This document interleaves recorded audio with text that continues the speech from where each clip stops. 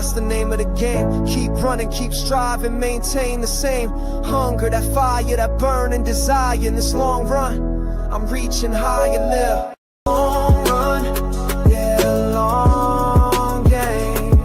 Through the struggle, through the pain, I keep my eyes on the prize, never lose sight.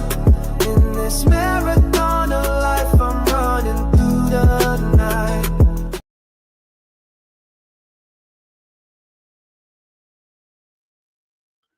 Hey. Good morning, everybody. Good morning. Roll Tide. Welcome to the morning run with Piano Man. Another glorious day. Great, wonderful. What up, Wednesday? That's what I call it. What up, Dwight, my producer? What the business is? What up, Nick? Roll Tide, brother. What up, Latoya? Roll Tide to you. To everyone that's watching, you're not on the screen or you're not in the chat, welcome to the long run. Let's see here. Okay, now we're talking straight. Right there, Dwight. Is that what we're talking about?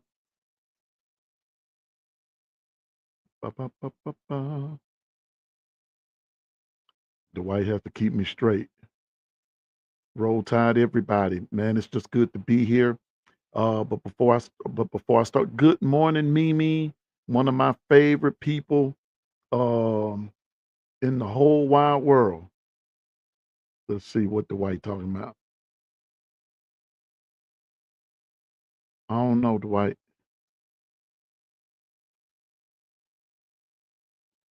Let's see what we got. We got that. Okay, we got this. We got that. Look, we just trying something today. I got the second custom layout one. Y'all forgive me, we're having some technical issues, but we're gonna keep it moving right quick. Cause some days I forget exactly what button I'm supposed to be pushing from back here behind this desk. But all right. He said, there it go. All right, cool. Good. Okay, I ended at Mimi. Mimi, one of my favorite people in the whole wide world. She keeps it real with me on X and everything. I'm about to go live on X. Larry Large, Double L, the man himself, Double L is in the house. Roll Tide, Larry. Good to see you, my man. Good to see you. But I'm about to go live on X. It won't be today, but it will probably be tomorrow. Latoya, I understand, but I'm glad that you're here. Don't lose your job because Piano Man can't help you out right there. I wish that I could, but I can't. But thank you for coming. Thank you for coming. Before I start, and go any further, Gary, y'all, there has been a Gary sighting. What's up, LeG? A Gary sighting, 401k crew. There is a Gary sighting. He's surfaced, everybody. What's up, Gary? Roll Tide, my brother. Roll Tide. But before we start, today is a special day. Today is a special day. It really is. Um, uh, I don't talk about him much, but I'm a proud father, officially of 4, unofficially of 6. One of these days I'll explain that to you. But I'm a proud father of 6. Uh, Watch this: 5 boys and 1 girl, right? But today, May the 28th of 2025, my son Jamal turns 33, I think, 33 years old today. I need you to welcome, or we'll say happy birthday to my son Jamal. Now, I'm not sure if he's on here or not, but I think he's listening because I believe he's still at work. He's on the West Coast there in Tacoma, Washington. But I just want to say happy birthday to my son Jamal Rashad.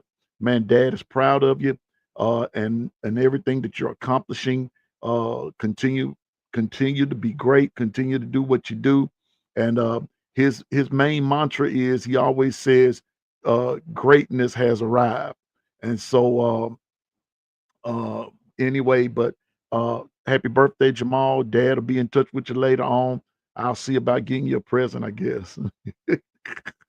I think you're a little bit too old for presents, unless you want some money from some. Money answers all of the questions, right? Right. Amen.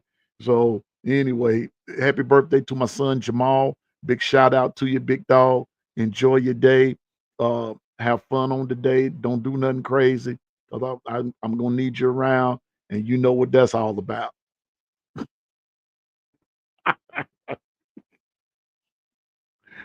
Hey, look at him. Thomas Long. That's my little brother slash nephew. And he's right. And I forgot to tell y'all, Jamal is an Oregon fan. He watched and let me tell you something about Jamal. I'm gonna tell you how that came about, to my knowledge. He was watched the night that Oregon played Auburn in that national championship game. They had a guy on there called LaMichael James. And I don't know what it was about LaMichael James and I want to say I think it was Mariota and all them cats. I don't know what it was about Oregon Ducks that night, but after that game, even though Oregon lost the game, Jamal just wanted to play uh on the game, Oregon Ducks, LaMichael James, and he has been hooked ever since. I have to give him credit. He has been an avid Oregon fan. So, uh, Nick, you know what? I understand, man. I understand. But shout out to my nephew slash little brother Thomas. Thomas is a Florida fan, but he can get down with Alabama, but he keeps everything and y'all have Thomas to thank, and you can thank him now. That's part of the reason I called him on here today. You can thank him now because he's part of the reason why I am uh, such a Kalen DeBoer fan because Thomas had to explain to me who he was. And he told me that he said, "Man, y'all got a hell of a coach." And he said, and he's going to help Alabama go to the next level on the way things are being done now. So shout out to my little nephew Thomas. Uh-oh, I see my sister in the chat, Beatrice Lolita Longweek. I called her whole name, BB. That's what I've been calling her for the last few years because I couldn't say Beatrice. I couldn't say it when I was little. So I appreciate my sister being in the chat. I appreciate Tom being in the chat. Uh-oh, I see Gil Cruz in the chat.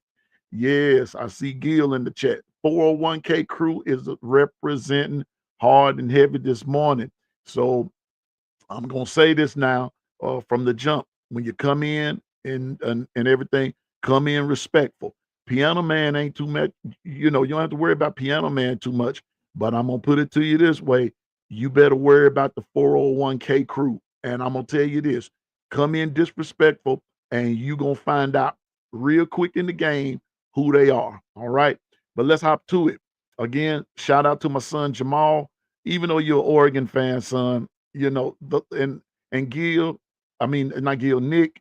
Even though your daughter's an Auburn fan, the Lord still forgives sin. Yes, He does. He forgives sin. So it's gonna be all right. So let's hop to it. Listen. And I asked my nephew to come on because I want to start with something sort of interesting that I found kind of intriguing. And that's why I put intriguing. I went because we've got all summer to talk about Alabama football.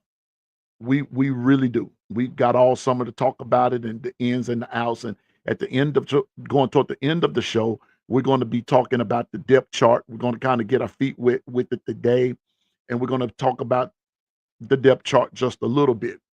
But before I before I go into that, I want to talk about week one of our uh, NCAA football season. Week one.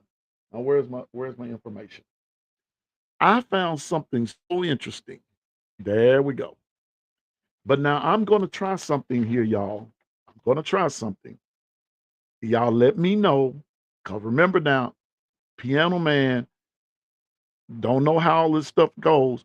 Dwight, I hope you be impressed because Piano Man been trying now. Okay. Okay. I'm about to share my screen. I want to show you all something. And I hope this worked. But if it doesn't, then we're just going to go back and doing this the old fashioned way. Here we go. I want to try something. And I want to see this. I want to see that. I want this right here. Hopefully this comes up. No, that's not what I want. Not like that. Let's go back to here. Okay. That's not going to work the way that I want it to work. Let's see if it's going to work. No. Let's remove that. Okay. I'm going to get it right one day. But I just wanted to share something with you. Uh-oh. There she is. Good morning, Carla. She's the one that helps keep the 401k crew straight when we kind of get out of whack there. Okay. Good morning. Good morning, sis. Good to see you. I wanted to share it on the screen, but it's not quite sharing like I wanted to and everything. So I'll get with Dwight later on, and so he can show me how to run this because but I want y'all to hear me out. Um, in week one, there are a lot of intriguing games. I know we're 94 days away from Bama versus FSU, and that's important to all of us. And all, those of us that are Bama fans, we are waiting anxiously for that day to happen. But y'all, there are some more games that are pretty interesting.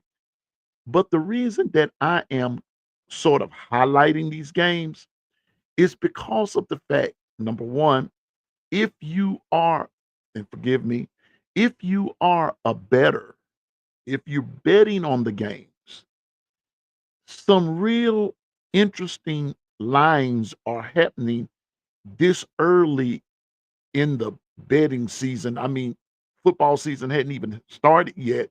You're still in the month of May, but there are early betting lines and so forth and so on. All right. But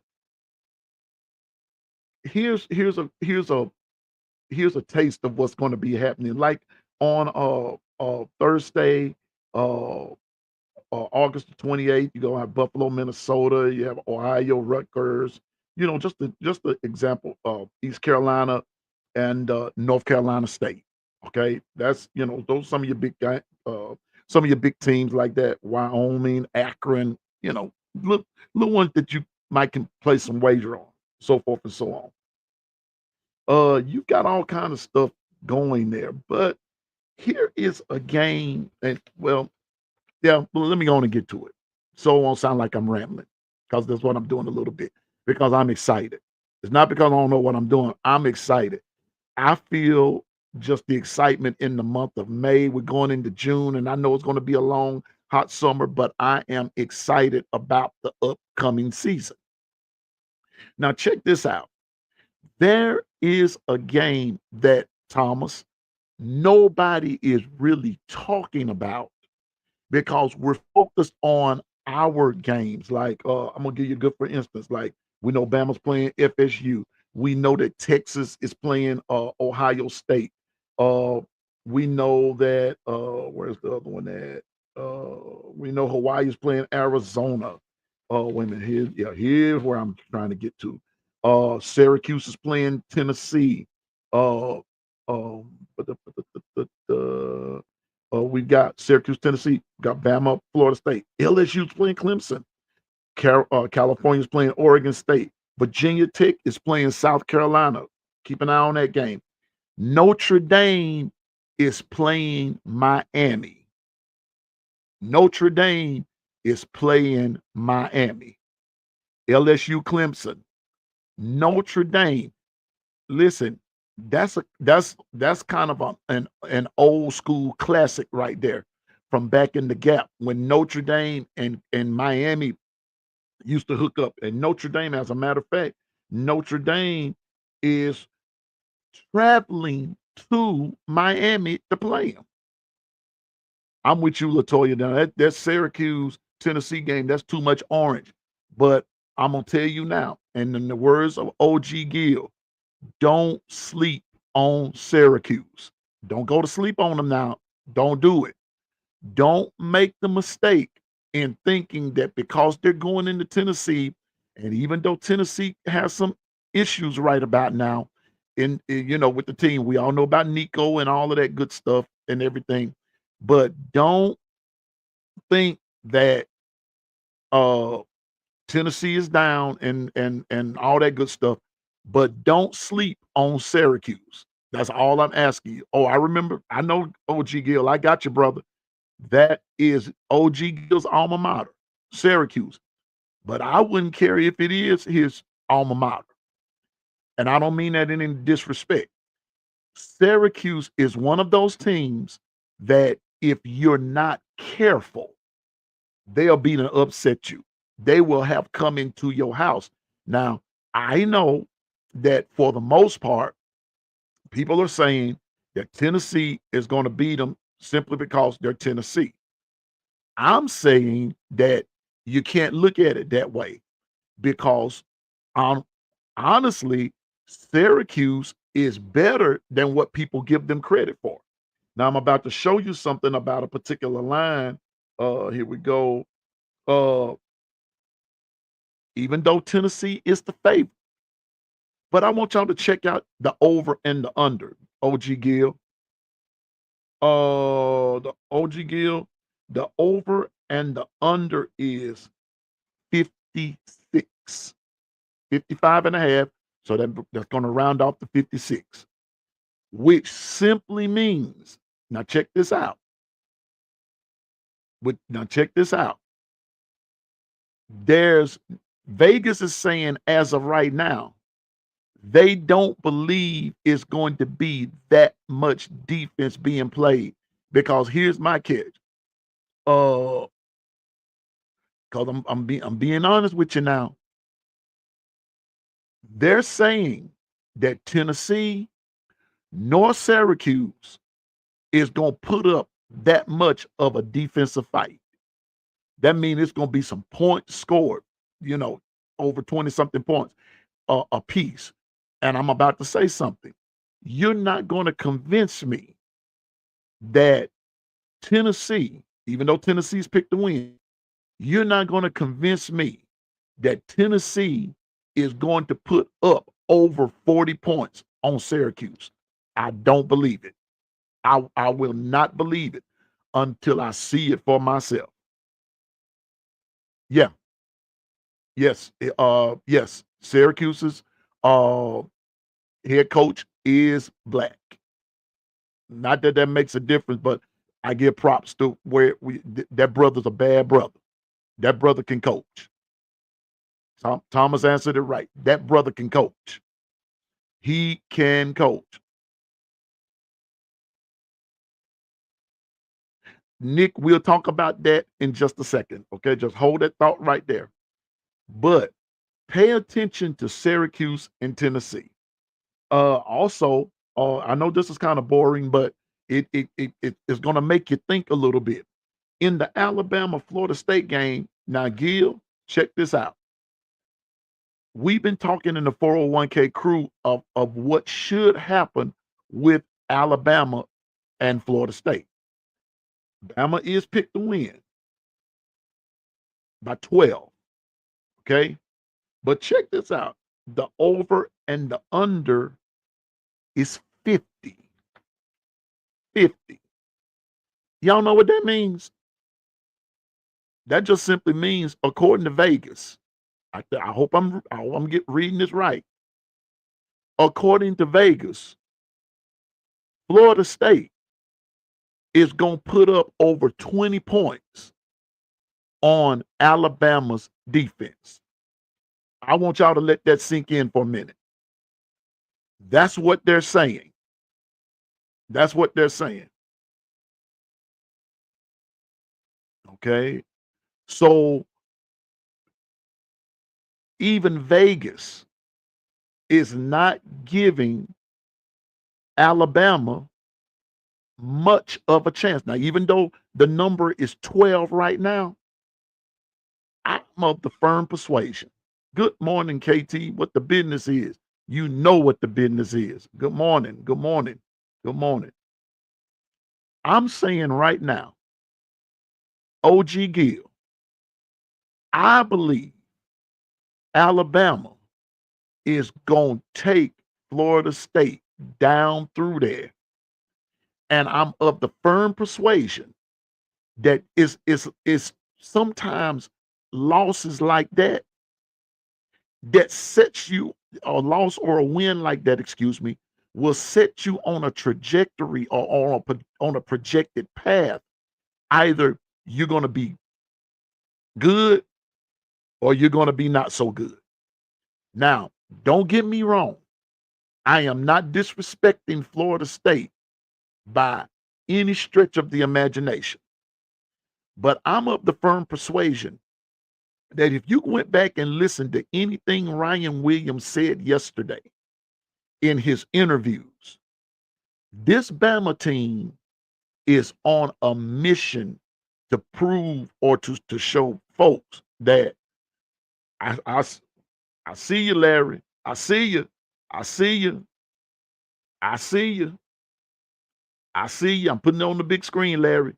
This Bama team is on a committed mission to prove to everyone that last year was a fluke.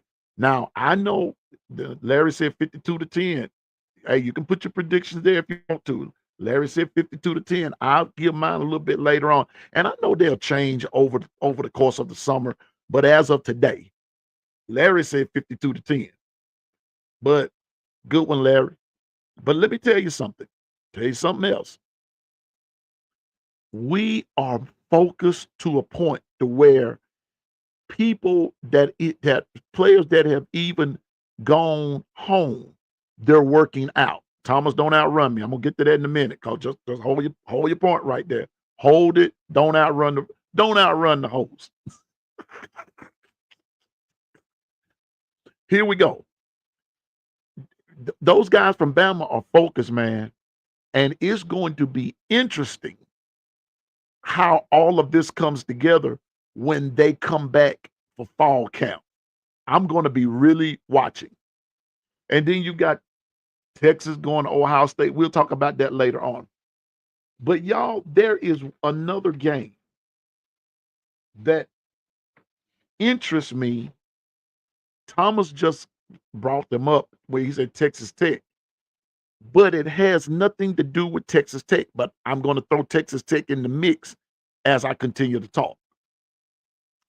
Here's the catch.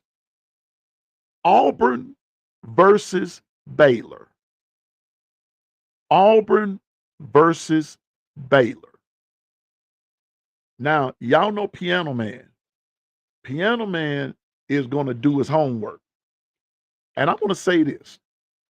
Shout out to every podcaster, whether I know you or not. Shout out to every podcaster that has influenced me to, and that has helped me to do what I do. I have to shout you out because for those of us that are trying to be thorough in what we do and creating good content and bringing correct content, there is a difference in bringing good content, but also bringing correct content. And I don't believe everything that the media has to show me about it, because there's a lot of false stuff going out there. And I know this guy might not be popular in everybody's circle, but I have to agree with him on this. In the words of President Donald Trump, there's a lot of fake news out there. There's a lot of it. And Nick, I'm gonna get to your story in just a minute. But there's a lot of fake news out there. But I went and done some deep dive digging and scrounging and this, that, and the third. Last year, Auburn finished 5-7. Baylor finished like 5-7, 8-3. Tell you in just a second. Baylor, I think Baylor finished like 7-4, 6-4, something to that effect. But the catch was in their conference, and they're in it with Texas Tech. Baylor finished 6-3. They really did.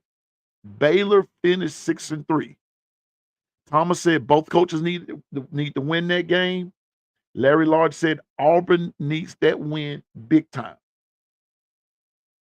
This is the reason I'm highlighting the game. Oh, here we go. Here we go. I got it right here. Baylor finished last year, y'all, 8-4. Auburn finished 5-7. Now, I'm highlighting this game for a reason. This is the first game of the year. The first game of the year. Thomas, I'm about to highlight something that you right here. My nephew says Texas Tech is another program to take a look at too. Their big money, oil money donors have invested into the athletic department as a whole. I went, and I'm going to, in the next few days, I will go and show you what Texas Tech has done. Baylor, on the other hand, I'm going to show you I'm going to read to you their depth chart. I didn't have time to print it out. But they have a wideout by Ashton Hawkins. Their wide receiver 2 is Josh Cameron. But here is a familiar name with Baylor as like a slot receiver, and his name is Kobe Prentice. He's starting at Baylor this year. Kobe Prentice. Okay. And then they have a left tackle named Sidney Fugar. Left guard is Ryan Lingrell. Their center's Colton Price. Omar Igbignion is the right guard. Caden Sereniski is their right tackle. And their quarterback is Sawyer Robinson. And I want to tell you this, and you'll see, you can't see it really on here, but Baylor is deep. They're sort of deep. They've got quite a few players to fill in the gaps if something does go wrong. Baylor's pretty deep on offense. Auburn's defense, on the other hand, is on the defensive end is Keldrick Falk, Malik Blockton's the tackle, Jameson Travis, at your other defensive tackle. At their buck position is Amaris Williams. At their linebacker is Demetrius Riddick. The other linebacker is Robert Woodyard, and their nickelback is Champ Anthony. Okay, they cornerback, they got Jay Crawford. The other cornerback is Rayon Strader, and both safeties. One is Sylvester Smith, and the other one is Caleb Harris. That's Auburn on defense. Auburn on offense. Now check this out. Their quarterback, we all know, it's no secret. It is Jackson Arnold. I want to say something about that. Jackson Arnold, for the most part, I'm going to tell you what him and Hugh Freeze have in common. The biggest reason that Hugh Freeze is in Piano Man's little unsolicited opinion, the biggest reason Hugh Freeze is at Auburn is because he beat Nick Saban. Remember Hugh Freeze was at Ole Miss? He beat Saban 2 years in a row. I'm just saying now. And the biggest reason Jackson Arnold is at Auburn, in my opinion, is because he beat Alabama last year. I'm of the firm persuasion, y'all, that I'm not going to say he's a bad quarterback. I just don't think he's all that. I just don't think so. I believe Auburn is it's really in a state of transition. So they've got Jackson Arnold at quarterback, excuse me. They've got Jeremiah Cobb at running back. At your X position, they got Cam Coleman, great wideout. At the Z, they've got Eric Singleton. At the Y, they have Malcolm Simmons. And you have also tight end, you got Preston Howard, left tackle Xavier Chaplin. They've got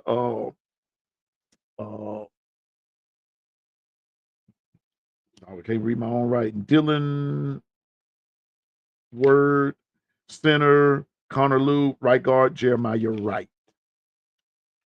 That's how Auburn is running offensively. I'm telling you all now, that game right there is going to be the game that will make or break Auburn.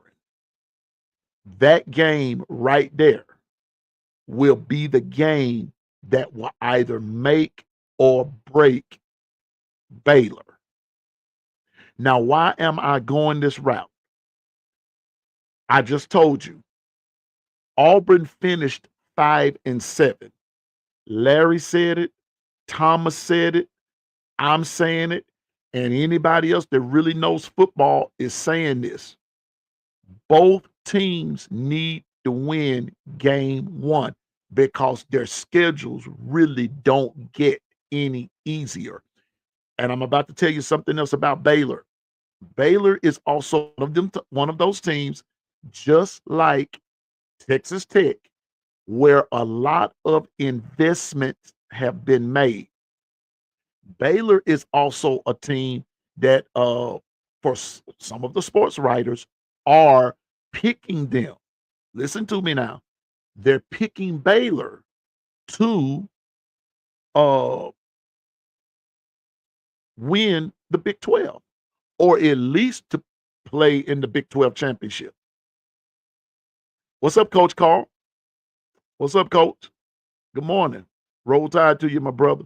Coach Carl, one of the baddest minds, one of the greatest minds in football today, and I'm proud that he allows me to hang out with him and everything. I'm just grateful. So good to see you, Coach Carl. But I'm telling you, all I'm asking you all to do is expand your research. Look and see.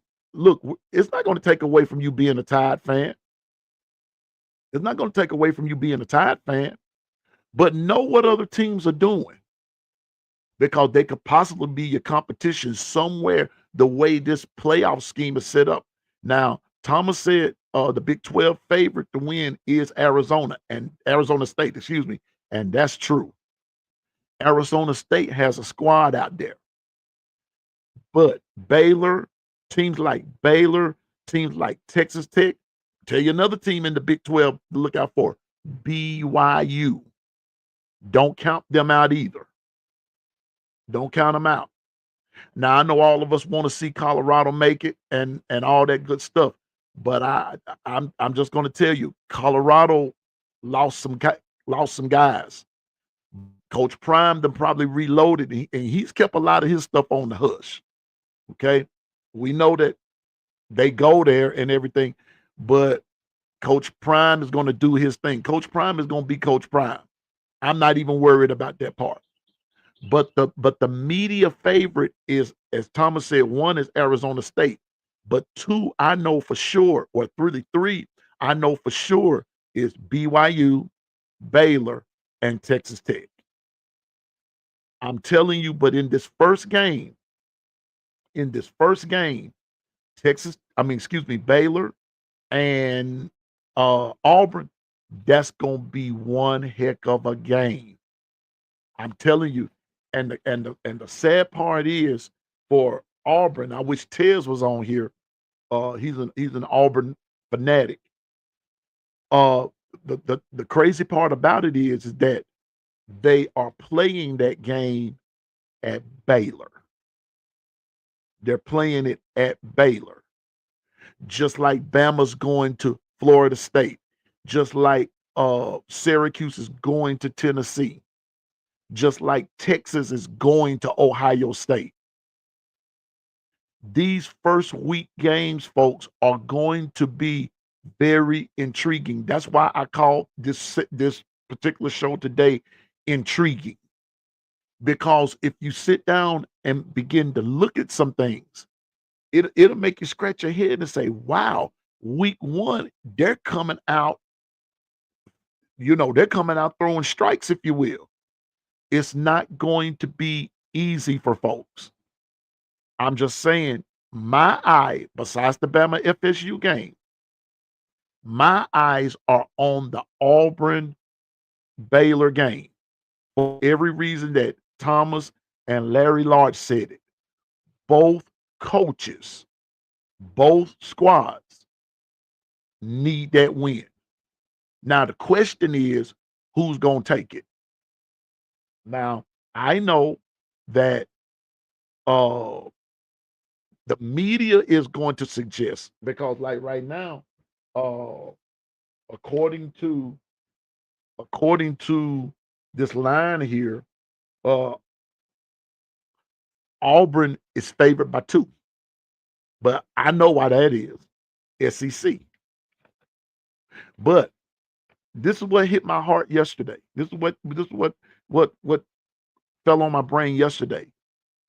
All SEC teams are not created equal. They're not. They're not created equal. And so Auburn is in this funk. You know, whatever Auburn fans made me listening, and if you run across it, fine and cool. That's all fine and cool. Auburn may be in a funk, but if Auburn pulls this out, if they go into Baylor,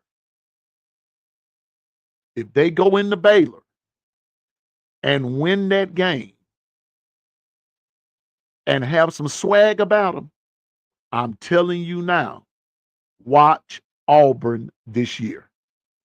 Sometimes all it takes is one game. One game. And for Auburn, it's going to be game 1, not game 2, 3, or 4. Game 1. You're going into Baylor. You're going into Texas. You're going into a hostile environment. And if Auburn pulls that game out, I'm telling you now, Auburn is going to be better this year, because they're going to have some they're going to have some feet up under them. They're going to have a win up under them. They're going to have something. They're going to have something that they can feel good about themselves. Now, Gil says, I hate to say it, but I think the Bums are going to win that game. Gil, I do too. But I'm not writing off Baylor by any stretch of the imagination. And I'm not pinning in Auburn by any stretch of the imagination. But I am saying that everybody watch that game. And I'm going to tell you something else. And check this out.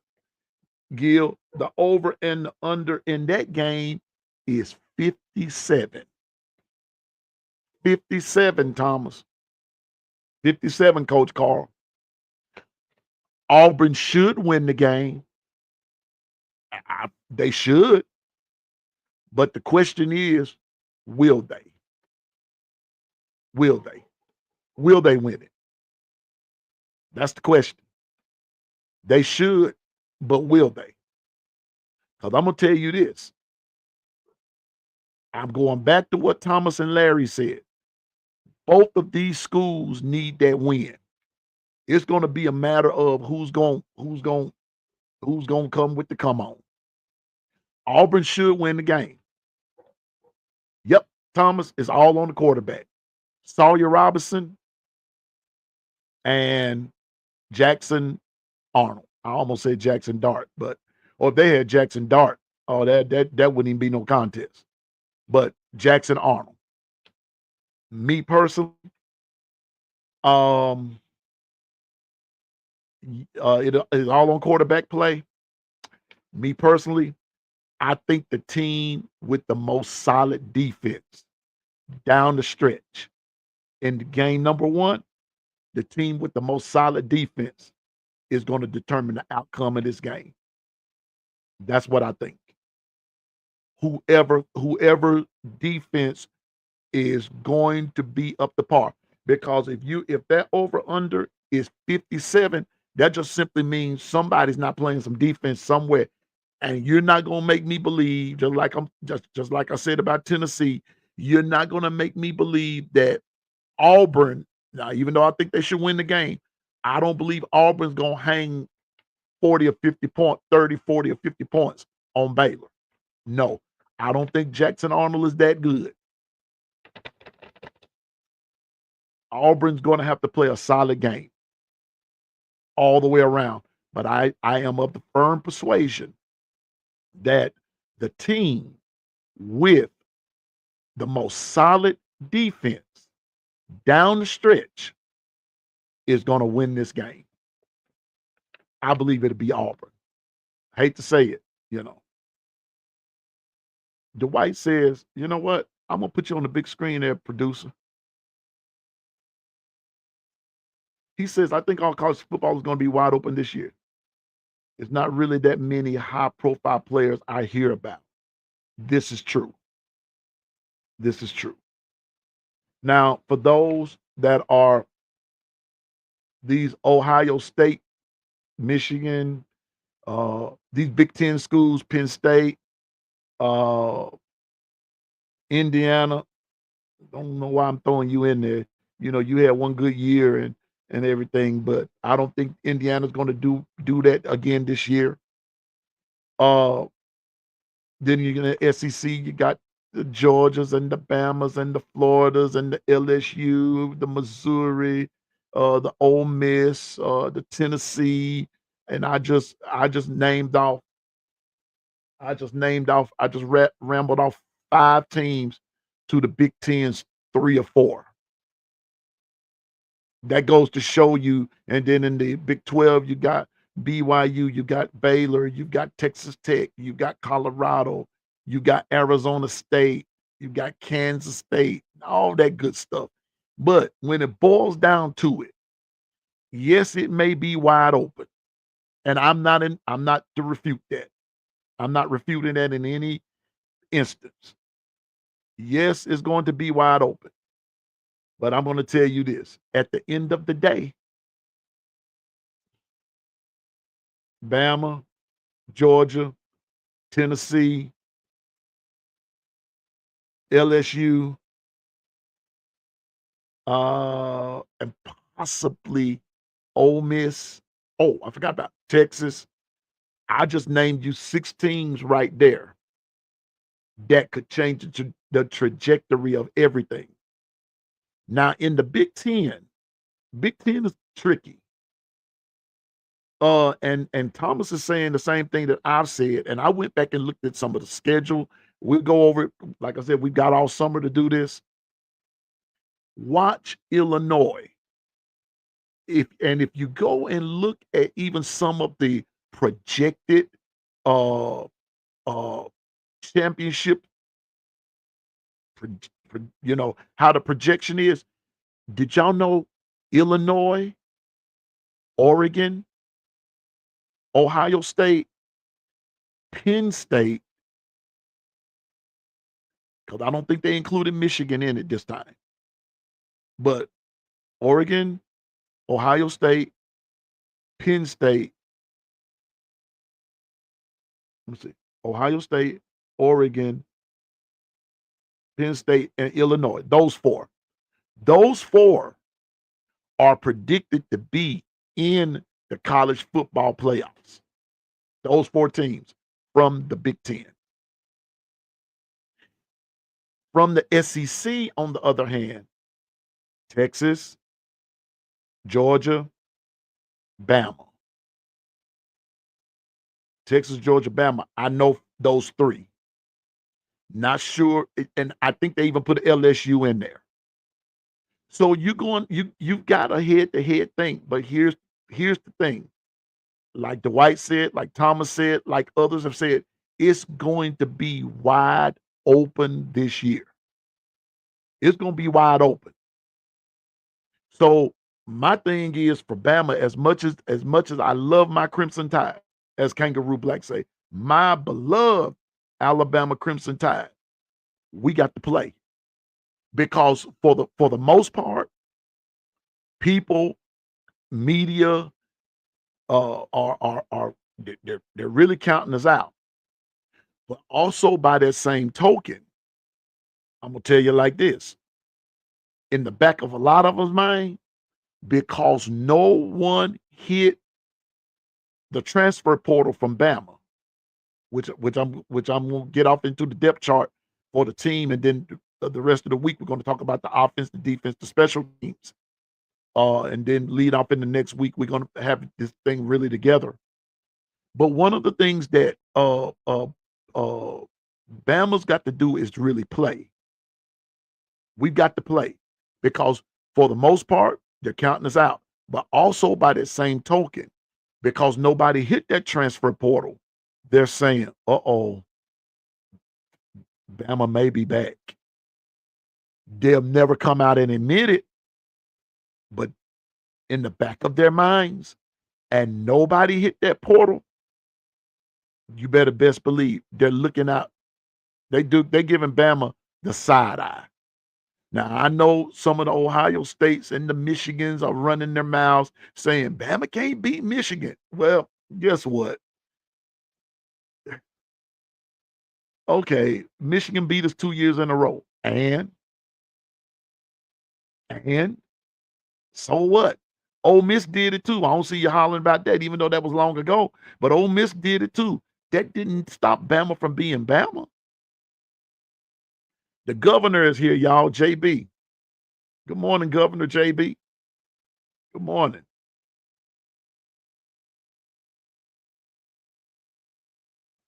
But I'm telling you that things are wide open.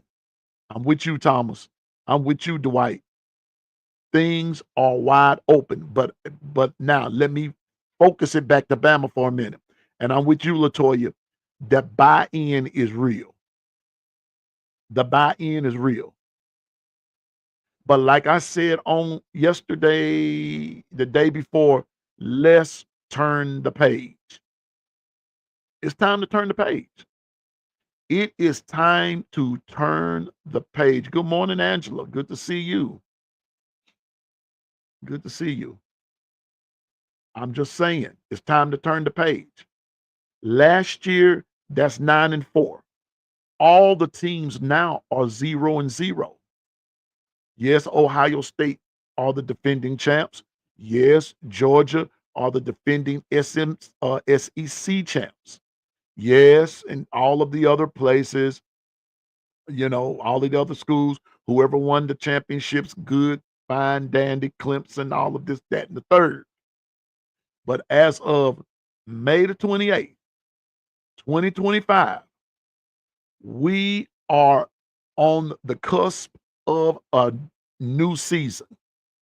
And everybody is 0-0.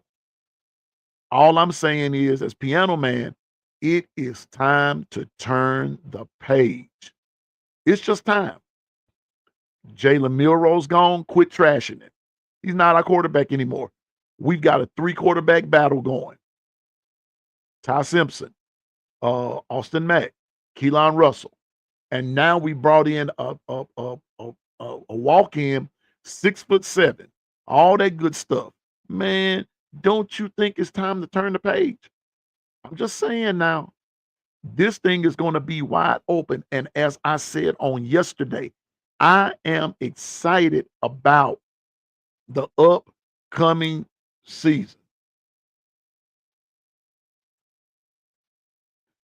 JB said 9 piano, say it right. Everyone is 0-0. People have Bama 0-1 before the season even start. Well, JB, if you really want me to go on and say it right, I'll go on and say it right. I'll go on and say it like it really is. Check this out. They're already saying Bama won't win 6 ball games this year. That's what some of them are saying. Yes, 0. I'm saying that everybody's 0-0. Uh-oh. Uh-oh. Uh-oh. Surprise. Surprise. Surprise. What's up, B Sharp? Let me see. Where you at? Where you at, player? No. B Sharp. What's going on? There's the man, y'all. There he is. What's up with you, player? Oh man, I'm good, man. I said, man, I told you I was gonna try to get in here as soon as I could. I hear you. I hear you. Well, B Sharp, somebody said let them talk. I'm gonna let you talk, bro. We talking about this upcoming schedule, this upcoming season, and everything. And I was focusing, not so much focusing, but I was highlighting the Auburn and Baylor game of how important that's going to be for both schools to get a win and everything. But but we all said that Auburn should win the game. But I also said that if Auburn wins that game and gets some swag about them, Auburn is going to have a pretty good year, and Alabama's going to have to come with it, to to 'cause we're going over in that cursed graveyard. We're going over in that cursed graveyard. I'm not trying to look forward all the way to November, but we do have to go over there to play them. But I'm just saying that we've got some really intriguing first uh first games of the year. We've got some really intriguing games. And I just want to know what you thought about that, bro. Yeah. So do they? You were talking about the Baylor game, right? We're talking about the Baylor game, but I did bring up some more games like let me see. I got here's one. Okay, Auburn and Baylor, but then I also Mm, brought up um I gotta skip on down. Syracuse, Tennessee, Bama, Florida State, LSU, mm, Clemson, uh California, Oregon State. Check this out. Virginia Tech, South Carolina, and also Notre Dame and Miami. mm. I'm about to say, man, that Baylor and Auburn game is gonna be really, really intriguing based on the quarterback play, just to see how Auburn's gonna play. Is it gonna be Jackson Donald or is it gonna be Deuce Knight? And then I think Walker White, their quarterback, went to go play at Baylor. So that's going to be a really, really intriguing game because he felt like he was better than those guys to be the next guy. So this is his opportunity to at least show that uh, they got the quarterback position wrong. And Baylor's a pretty decent team. They ain't really lose too much for real, for real. So it's gonna be really, really intriguing on that game. But I know I'm trying to think of the other game you just named. It was somebody with Miami. Notre Dame. Notre Dame. That's gonna be a really, really intriguing game because they return a lot of guys. Of course, Jeremiah Love, and we get to see Carson Beck play at Miami. I don't think it's that many big time weapons like they had last year, but he still should have Mhm. a decent season because it is the ACC, and the ACC been pretty down for a lot of years. I ain't gonna say a lot of years, but recently they've been not ace at the party they used to be at the past. So, and also, man, I know I've been seeing some folks in the chat. I know JB got some beef with me. I don't know why JB got beef with me, man. Yeah, I'm about to say that's what I'm trying to figure out, man. You can't. Did I do something? Did you come? You came to the show late, man. What you want me to do about it? JB. Shout out to Larry Lodge, me, BT, Dwight, man. What's going on, man? CMP, what's going on? Just everybody, man. Happy to Yeah, see everybody this morning. man, JB was coming hard at us last night. I thought, I mean, right at the end, I was like, man, where you been at? Everybody else been here, man. We was over here having a good time talking about these rankings, man. You just come in late. Come just on come now. in late, man. He, but to JB's defense though, JB thought that I was going to have a live, you know, and Oh, okay. he didn't get the notification, but he didn't know that I was going to be with you and Coach Sean on your Mhm. channel, and that's where the mix up came in. So he come in beefing. Oh man, yeah, man. I apologize about that. I don't know how like some people haven't been receiving like some of the notifications, but I can promise y'all, man. Pretty much mostly on if I don't do nothing Monday, it's definitely gonna be Tuesday, and the time Yeah, is always gonna be 6:30. So right, just in right. case you guys don't get notification, I don't know what's been up with YouTube lately. 'Cause I know Dwight said the same thing about it lately, but Yep, it's mine's all doing the good. same thing. B sharp. Hmm. Mine's doing it. Good. And shout out to Before, Gil, man. yeah, Big Gil, Big OG. Shout out to Ebony, Ebony. Good to see you. Yeah. Bino, roll tide, brother. Good morning. Yesterday, I want to say it was Big Guy's birthday. Bino's birthday. I think it was yesterday. Oh, yeah, I think it was. Oh And man, happy belated, brother. yeah, Bino was making it happen. And Oh again, roll tide to Mimi and to the governor. Uh, and also OG Gill, he's the enforcer of the group. Him and Susan, they the COs of the group, but yeah. they be putting each other in jail though. B sharp. Oh yeah, man. I'm about to say, man, definitely shout out to Mimi. Uh, Bit supporting anytime she see like I have a show or something.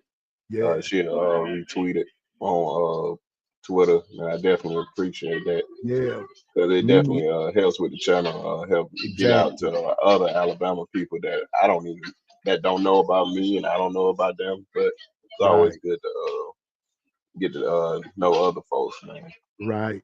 And I'll say it like this. Mimi is actually my best friend on Twitter. Hmm. She's actually my best friend.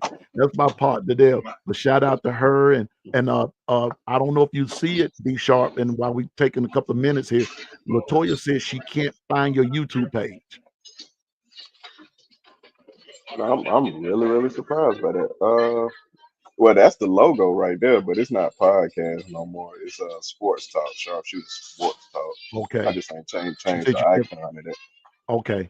You heard that, Uh, Latoya? That's for everybody. It's Sharpshooter Sports. Okay. So Sports let's talk. be Yeah. reminders. Yeah. I Okay. can try to drop it in the chat. I can try. I don't. I can see if it works. Try to drop it in the chat there, and Latoya, and that's for anybody that's interested in looking for B Sharp. Now I'm gonna go on and tell you now, and I'm putting this plug in. We go hard in B Sharp along with Coach Sean, Tez, even though he's an Auburn fan, but Tez is a good brother. Uh, we go hard with Ty Hayes and Jance. Everybody, we go hard, and we're one big family and with Jonathan, man, we're not in competition with each other. We're just You one know, big family. And again, I'm so thankful for B Sharp, Kangaroo Black, the dog. You know, KB. yeah, KB, he's the man. And so we're not in competition, but I'm so thankful for just what I have is who I have as subscribers and everything. And I'm thankful. So be sharp while we're on here. Um, I'm just gonna go on and make this announcement and I'm gonna get with B Sharp so he can show there's B Sharp, there's Sharpshooter Sports Talk. There it is. His in the his address, everything, his info right there in the chat. Copy it, Simple click. paste it, and all that good stuff, okay? So you can be on because I tell you, you don't want to miss it. And we have a grand time. But B Sharp is going to be giving away is it the newest edition of NCAA, right? Yeah, college football 26. Uh, Yeah. I'm gonna try to get three of them. Just asking for. I don't know how I'm gonna do it yet, but I know Uh-huh. it's gonna be some type of contest. Make it as Right. fair as possible, because a lot of time folks be thinking these things are rigged. So I try to make it may the best man or woman win. So could win Right. it for their child, or could win it for themselves. Ain't no telling. Right. Well, be sharp as you were talking last night and everything. I just said, well, you know what?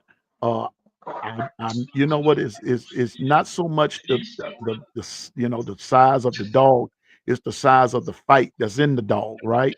And so with Hmm. that being said, Piano Man is going to do likewise. I'm going to be uh, uh, purchasing. I'm going to give away one NCAA, and we're gonna figure it out. We're gonna figure it out together. Be sharp of how we're gonna Hmm. do this, because you know if there's a passage of scripture that says if a man is to have friends, he's got to show himself friendly, and so there are things that I don't mind doing, and I just don't mind doing it as a small market. Uh, and everything. So I'm going to be doing likewise what my brothers are doing. So just stay tuned, subscribers on with the long run with Piano Man and the morning run and everything. We're going to be doing likewise. And if the Lord see fit, I might get two. Okay. And and we're gonna have some giveaways. I want this college football season be sharp to be an exciting one for everybody involved. And so I'm looking to do more things as the season gets closer. And then after even we get into the season, I'm looking to do more things. So uh Yeah, man, it's always good to give back. Uh, and I got that from my grandma, who was always yeah, gave back to so many people. Especially when she passed, like a lot of folks that I had no idea she done something for, showing up to the funeral, telling stories about times that they needed help, and she looked out for them when they tried to pay them back. Could try to pay her back. Like one quick story, like somebody that was one of my older cousins, college friends. He was struggling. Uh, Gave him a place to stay, gave him some money and all that. But when he became a lawyer and all that, and moved to Atlanta, he gave back. yeah, She tried to give back to her. She mhm, wouldn't take it because she said it was in my heart that I was supposed to do that. yeah, So I always admire that woman. So just giving back to people, especially when they giving you their time and energy, it's always a good thing. So I never take yeah. that stuff for granted. Exactly, exactly, and I'm gonna put this out there. Um, I'm doing this as as a token of appreciation to my listeners and everything, and just you know just subscribing to me. And I'm 4 away from 150. So if you've never subscribed to the Long Run with Piano Man, please do so. I'm just Hmm. trying to make one milestone as of 150 so I can be on my way to 200. That's all I'm trying to do. Now I'm gonna say this in the long grand scheme of things. We're gonna hop back on it, and then we're gonna get off of here in just a few minutes. Two things. Uh, I want I didn't know you had to do 1,000 subscribers just to be able to get monetized and everything like that. But Hmm. be sharp. I'm gonna say this to you, and I'm saying this to everybody. Piano Man does not want your money, but I want the subscriptions because if I get monetized, it's something there's a project that's on my heart to do, but I can't tell what the project is because it involves a few people. It involves some folks. And I want to be a blessing to some people. That's the biggest reason I'm trying to do this, is to be a blessing to people. You see what I'm saying? And see, and I can Hmm. identify with your grandmom because that's the way that I was reared. Do things for people, and 'cause I told my kids. Now y'all gonna laugh at this. I told him, I said, if you owe me $0 to $99, don't sweat me too much about paying it back. But when we get into the $100 realm, now we're gonna have to have a conversation, you know. But other than that, you know, you know, I just enjoy doing for people. But that's the reason I'm really trying to get to the 1,000 people mark or subscriber mark because it's something that I want to do, and I want others to be a part of it to help do this. I want to help do something. So if you've never subscribed to the Long Run with Piano Man, just subscribe and then share. Tell a friend, as B Sharp said, tell a friend and tell a friend so they can tell a friend, and everybody can chime in together, right? That's what we want to do. Oh And yeah. so you see B Sharp, our sharpshooters, sports talk. You saw his information in the chat, and you know mine. And there are others. And as we get on here together, and we get closer to the season, you're gonna see more of us together and everything. And it's gonna be something. It's gonna be something cool, man. I'm just telling you, it's gonna be something real cool. But right quick, JB says something. Oh, two things. I said two things. JB said on the other one, be sharp. I got to pull this up. I'm being messy just for about 10 seconds.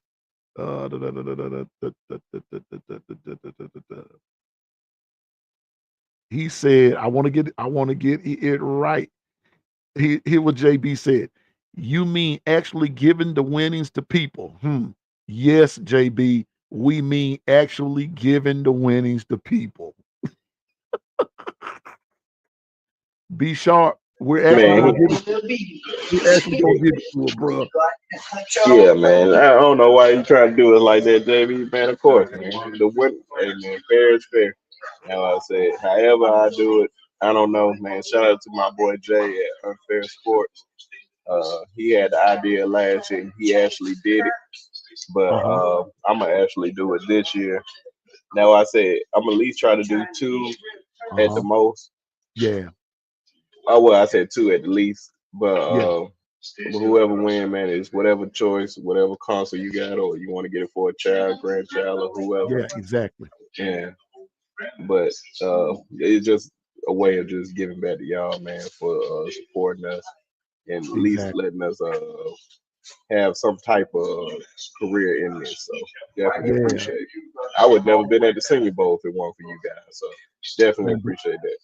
now Dwight said we can do a pinwheel, but you know what, Dwight, we're gonna be doing all of that, but and everything, but we got you, and but just know this, subscribers, whether you're B Sharp, Long Run, uh, uh, Coach Sean or Ty Hayes, KB, just know this: when you're dealing with any of us, hey, we the real deal, and we're not going to disappoint you. I promise you that we're not going to disappoint you. But we thank you for your support. And so, with that being said, I got a couple more things, and then we're going to get off of here. JB says in the chat right there, hey, just my opinion. After looking at this team's schedule, sleeper team could beat Texas A&M. What y'all think? Right quick, B Sharp, what you think? I was just about to look up their schedule real quick, but based on the players that they got, I think they got I forgot they got Humphrey from Georgia. They got Reed returning as quarterback. Hmm. Uh, they got Ritz. I forgot Ritz first name. He used to play with us, but he's coming in his second year. He's going to be one of the top corners in the conference. But based on what I'm looking at their schedule, they got I'm looking at it too, big bro. Texas. I said Texas A&M. UT That's SA, University University of of Texas, San San Antonio. Antonio. Yeah, Yeah, I think that's a W. Then they got Utah State. That's a that's a W. W. Notre Dame is going to be an interesting game. Auburn's going to be an interesting game. I believe they can beat Mississippi State. I believe they can beat Florida at home. It all depends on how Landway arm is. I think they can beat Arkansas, LSU. That's going to be interesting. Missouri, they can win. South Carolina at home, they can win. Sanford, they can win. And that Texas game at the end, it's gonna be really, really interesting. Yeah. The only teams that bug me on this one with Texas A&M, they're going to Notre Dame. Hmm. Uh, that one bugs me. They're going to Texas. Question mark.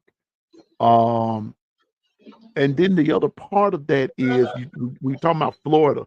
Now, Jonathan said the other day, and shout out to Jonathan and Bama Standard. Jonathan said this, and I don't know if my nephew Thomas is still on here or not, but Jonathan said the other day that from the what the reports are saying, Lagway is not his shoulder is still not there yet. That's what the reports are saying. So that might that could be a win.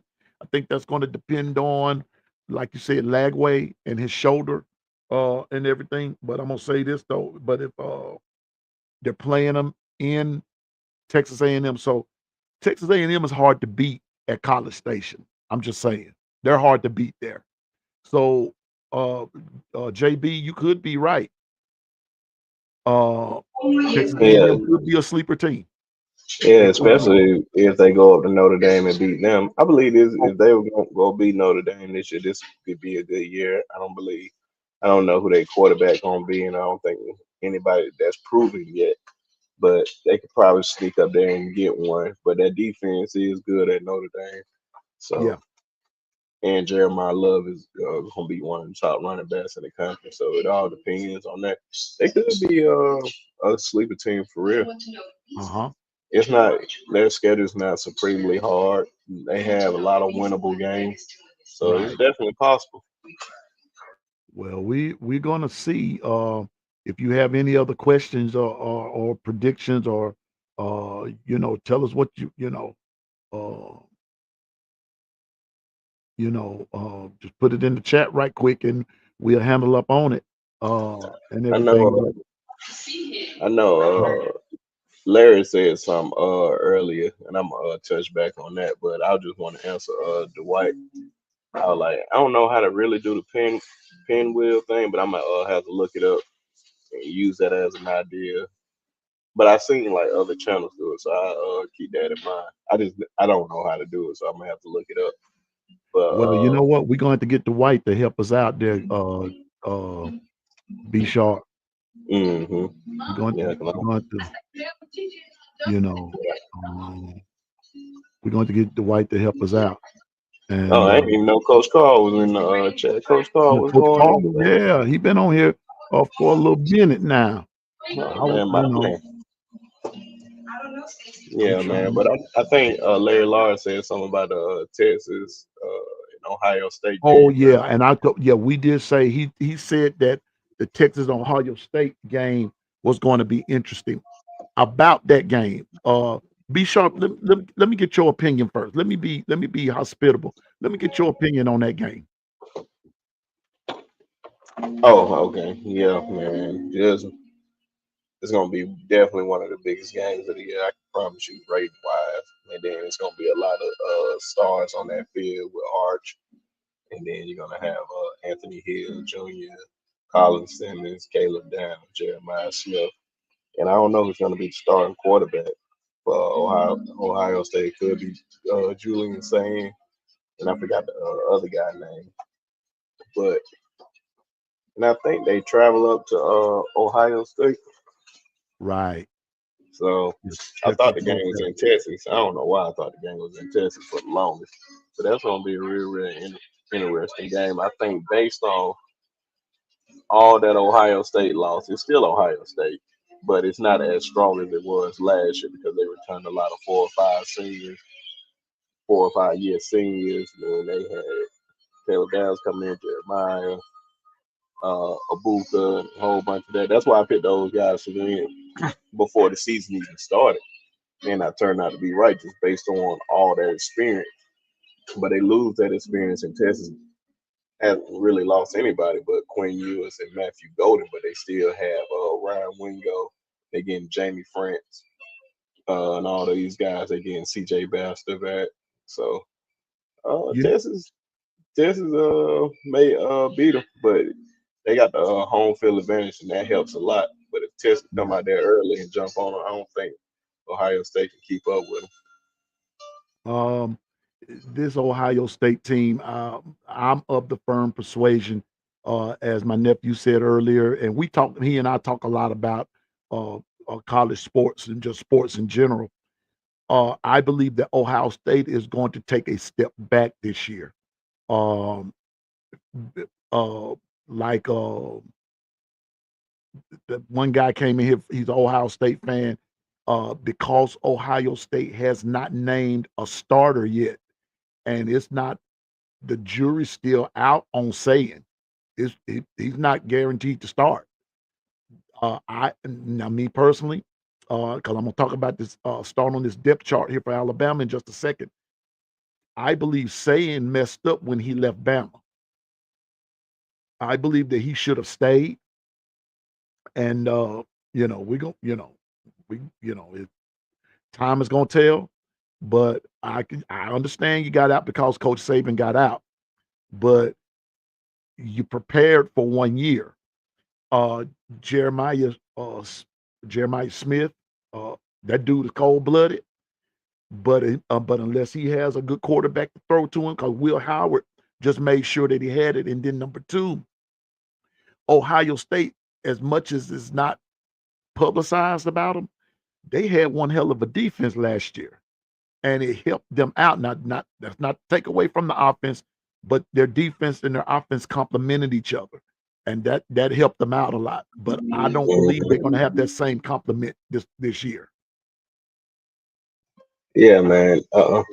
And I I don't think see it. one thing, and I think, oh yeah, I don't see it either. But Jeremiah Smith is definitely gonna be Jeremiah Smith still. Definitely one of the top players in the nation. And with there's a lot of hype around Arch, man. I think a lot of folks just some folks like myself, I believe in him. Some folks just want to see it on the field. We seen it on the field a few times, but it wasn't against the most inferior competition. So it all depends, man. But I know he's gonna come out here.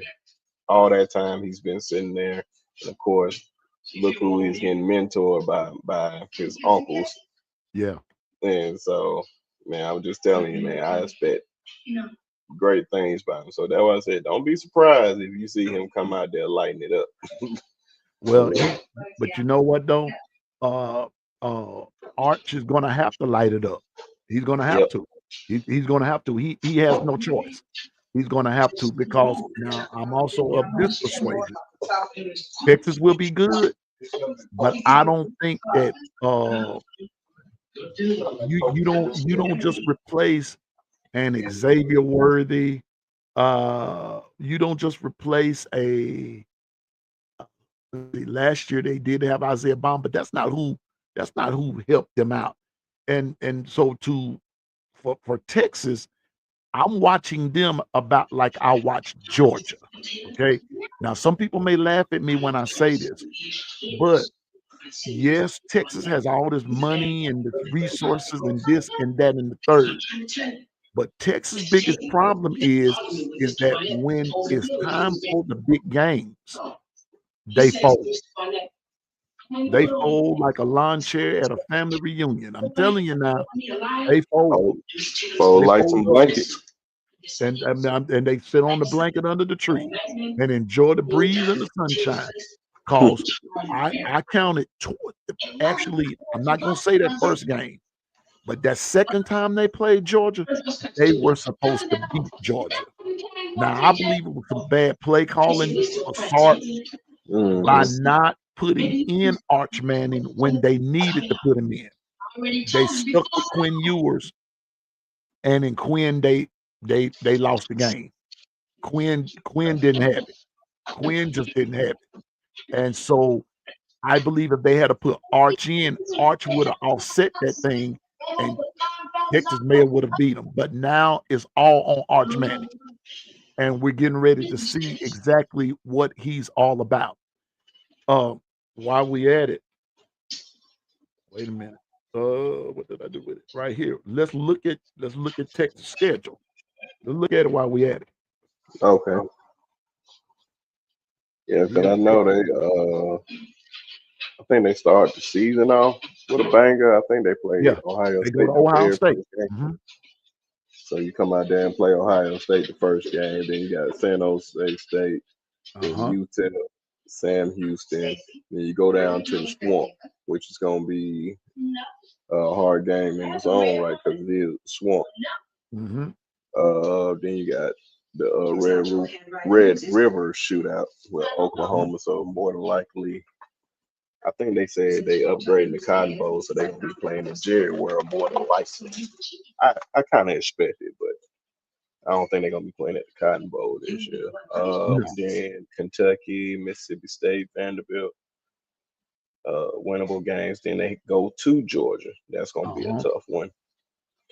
And then Arkansas and Texas A&M. So out of Yeah. all these games, they can possibly lose 2 games, Yeah. but Yeah. uh, Ohio at State at worst 3. at worst 3, but I see you, JB. 3 cupcake games in a row. See, that's what the stink is all about with some of this scheduling of these teams. Well, we got They don't, cupcakes too now. huh? We got a couple cupcake games too now. Well, but not 3 in a row though. Be sharp. Mhm. We start off with Florida State. Now, Yeah, I yeah, know not everybody's, like this, not like this though. You're right. they don't. Good morning, Dr. Crystal. That's my other ace right there, Dr. Crystal. What's That's going my on, Dr. friend. Chris? That's her. But we start off with Florida State, and then we got ULM, then we got Wisconsin, then we have Georgia, then we have Vandy, then Missouri, Tennessee, South Carolina. When we get up into that meat of that schedule, man. I'm telling you now, uh, that bag gonna be jumping, man. So, but we don't play. We don't get the luck. The only cupcake on here is Eastern Illinois. Everybody else is going hard in the paint.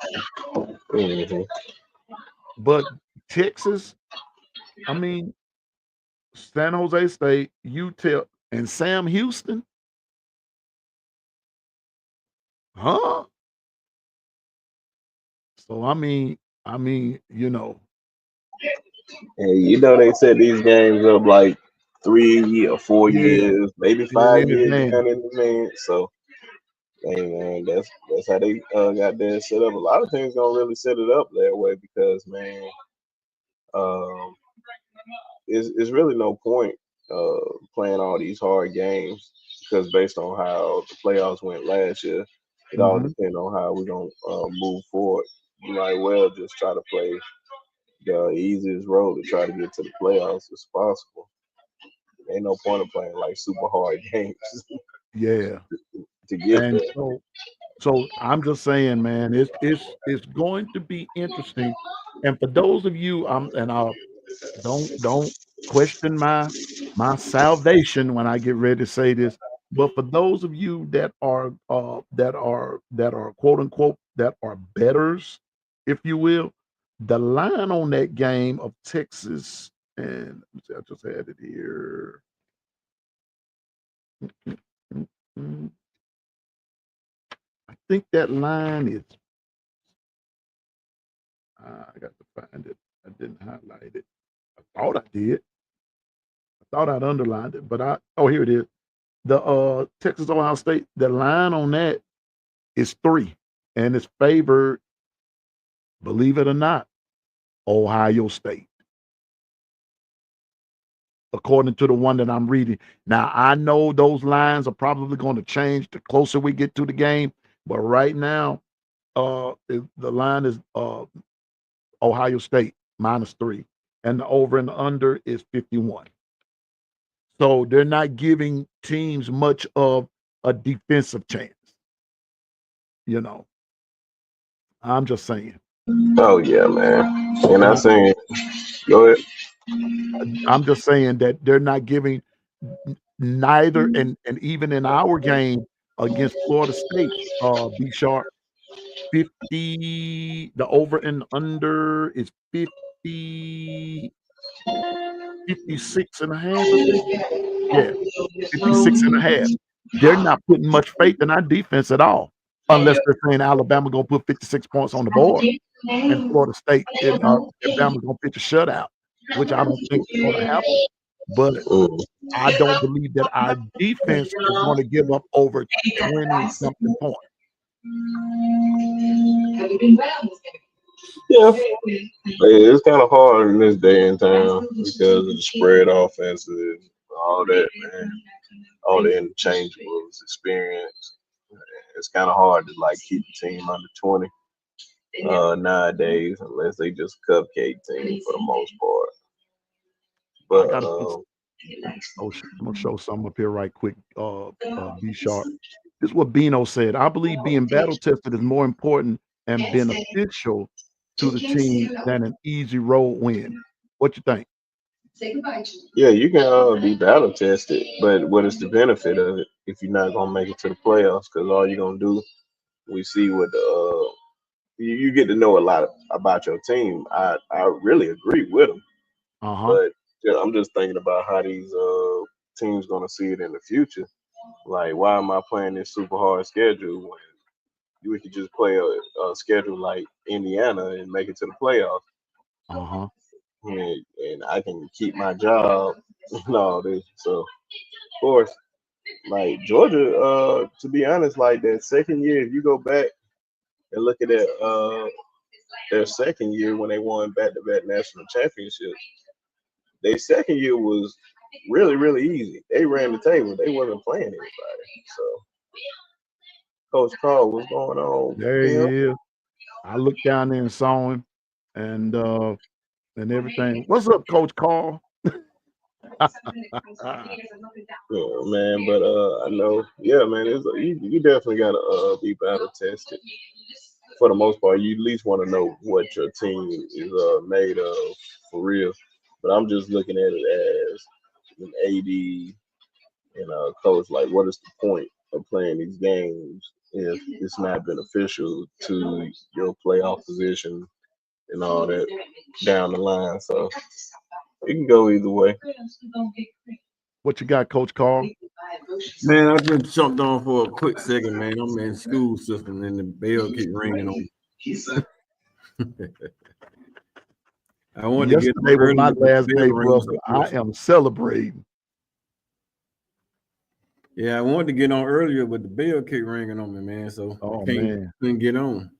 Listen, at least in your school system, you can get on, man. In my school system, I can't even access Discord from my school system. So, bro, it'd be rough where I am. So, but Coach Carl, we're kind of discussing the week one games and especially the Auburn, and I'm gonna go back to Auburn and Baylor. I think that's going to be one intriguing game. What you think about that game?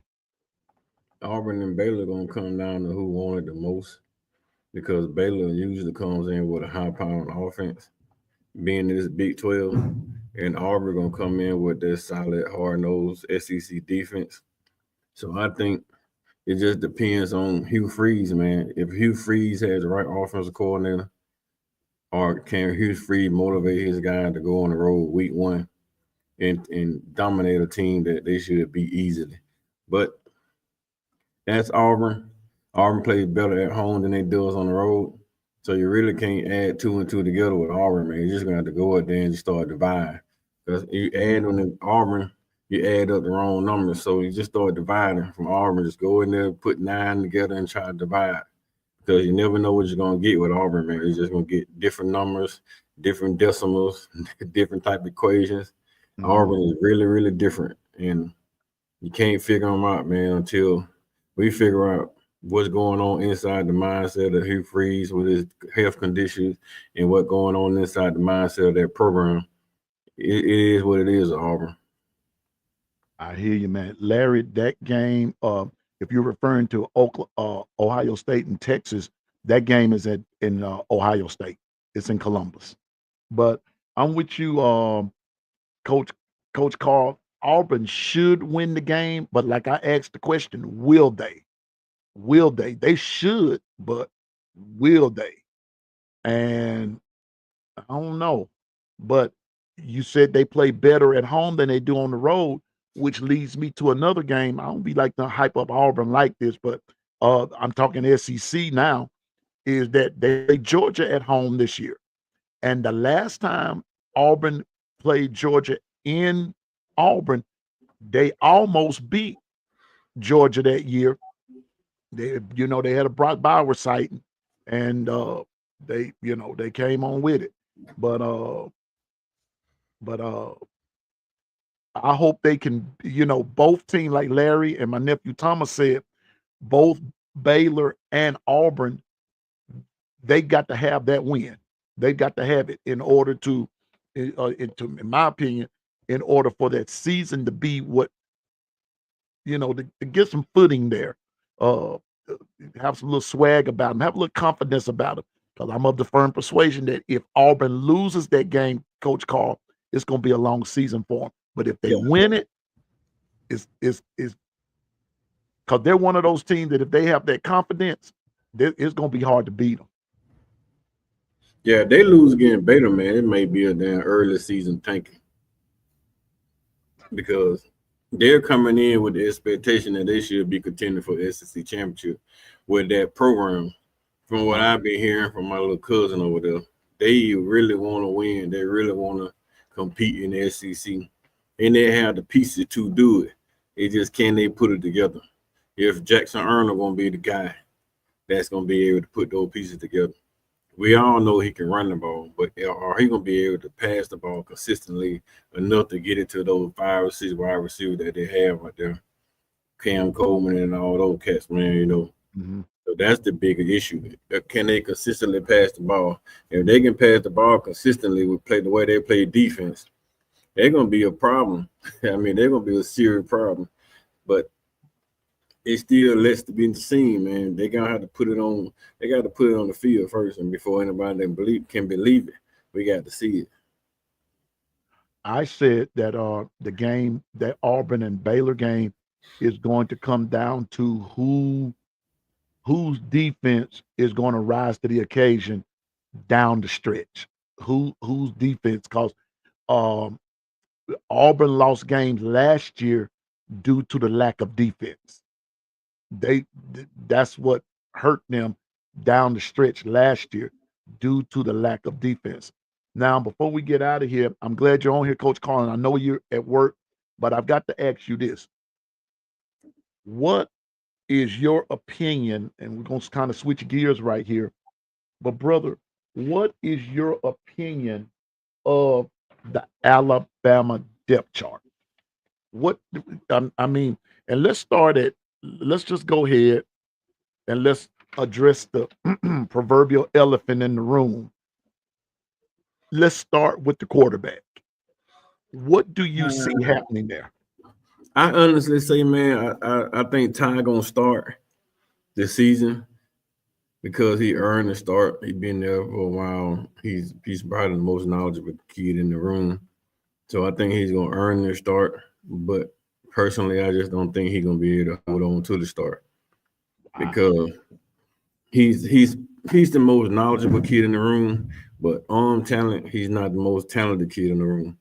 You can see him make plays because he can orchestrate the offense like a Manny type, but can he put the offense in predicament to win every single down? That may not be the case. He utilize the running game more consistently, they have an opportunity to be great. But if they don't utilize the running game more consistently, Ty gonna struggle because Ty gonna have to do a whole lot on his own. But with Keelan, he can do basically anything. Austin Mack is a pocket passer. So if you start Austin Mack, you know you're gonna have a guy that can sit back there and deliver the ball deep down the field, make all the throws deep down the field. Intermediate throws kind of struggle like Jalen Merrill. In between the short throws and the medium throw, he struggles a lot. Mm-hmm. So I think that's why Ty has the start right now, because Ty can do it at all 3 levels. He just can't go 70 yards in the field. Who throws the ball 70 yards field? Most of the time it's just 20, 30, 40 yards down the field. And he can do that consistently. So with his ability to scramble and his ability to throw the ball 30, 40, 50 yards down the field, I think I guess the start.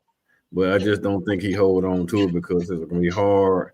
It's gonna be really, really hard to keep Keelan Russell off that field. I'm gonna give you some pushback on that. Go Only ahead, because Ty doesn't had he's not the most talented one, but so wasn't Matt Jones. He wasn't the most talented for he well compared to the guy behind him.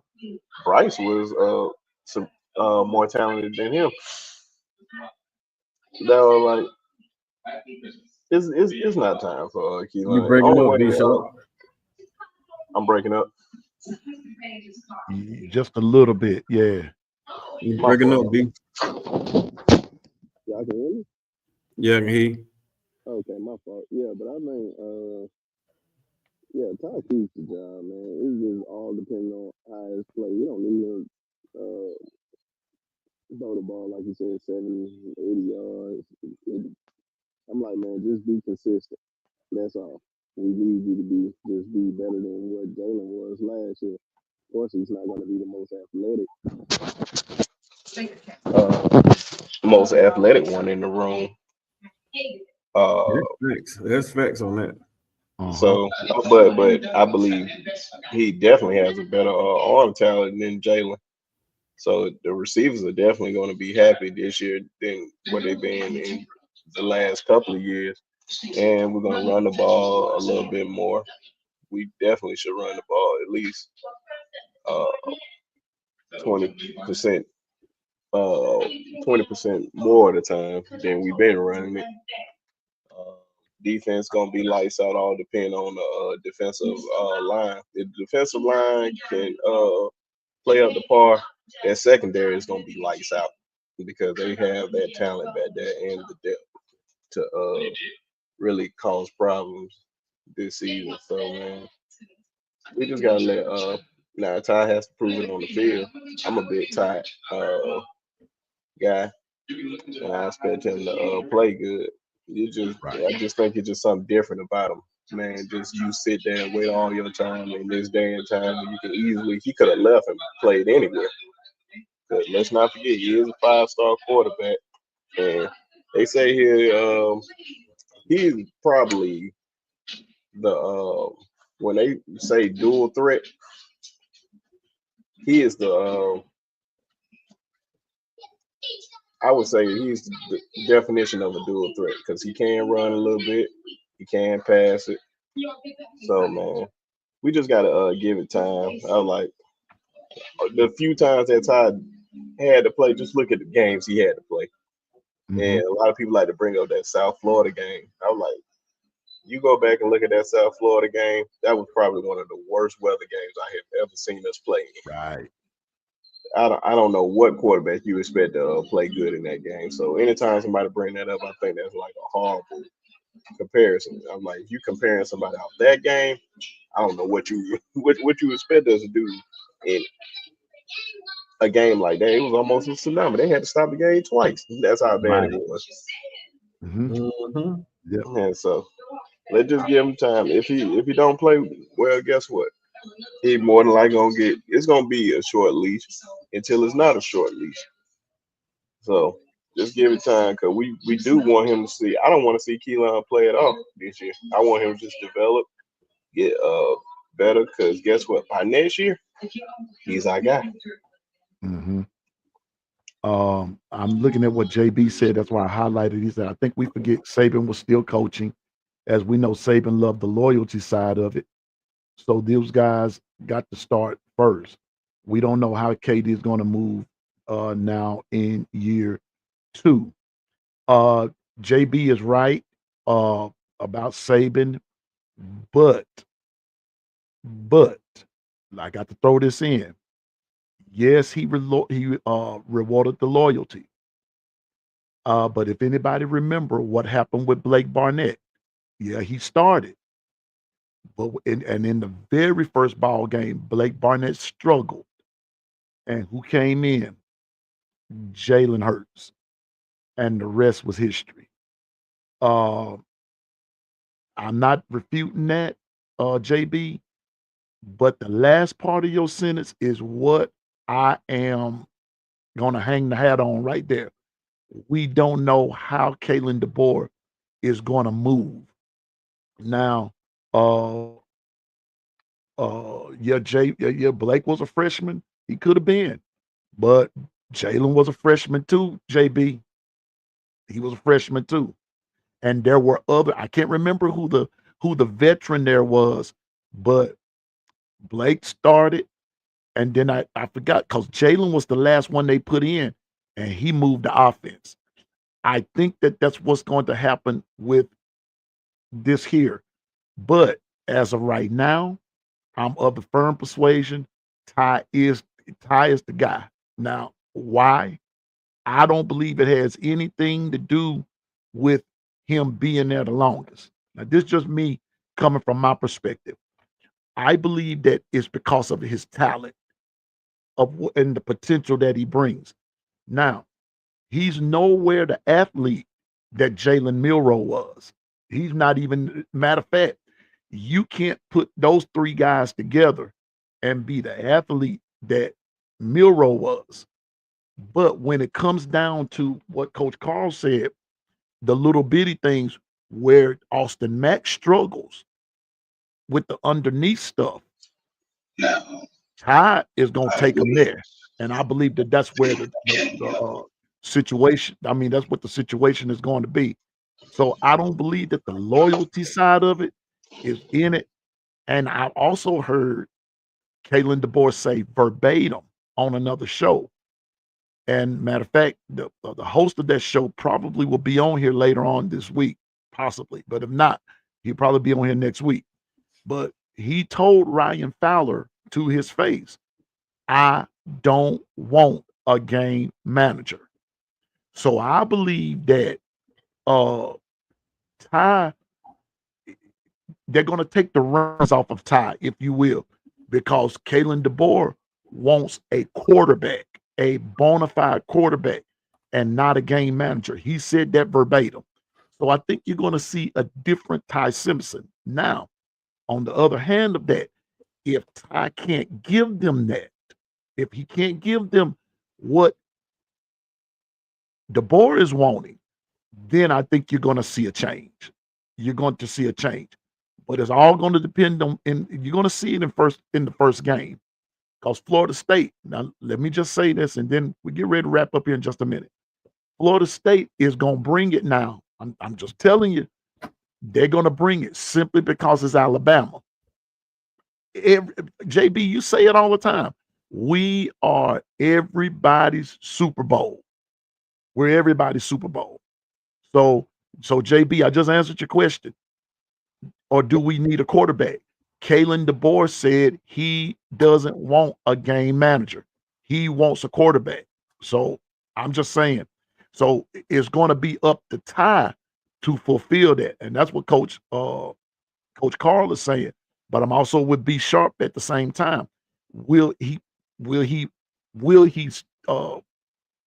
stick to it? Time will tell.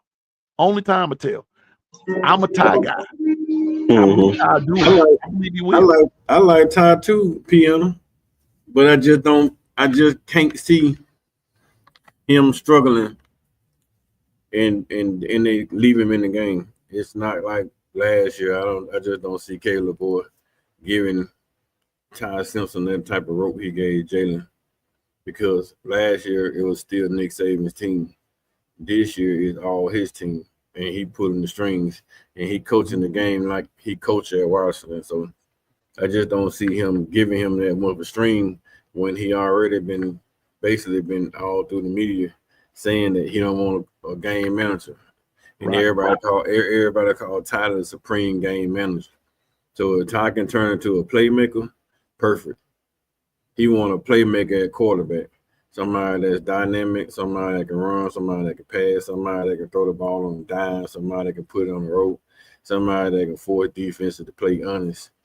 And if that's not Ty, he gonna probably turn it over to the freshman, which I'm like B Sharp. Now I'm not gonna say I don't want to see him play no snaps because I want to see my freshman quarterback, my future, get plenty of snaps. Like Bryce was getting behind Mac Jones. I want you to get those snaps. I want you prepared just in case something go down. I don't want you sitting on the sideline and then try to twist an ankle or try to slip a toe, and then nobody can play you. And then we gotta go back. We gotta start from scratch. So I want you to get some reps, but I prefer your reps in the second half when we blowing teams out. Right. But when I say like no Go ahead, B Sharp. reps, my fault.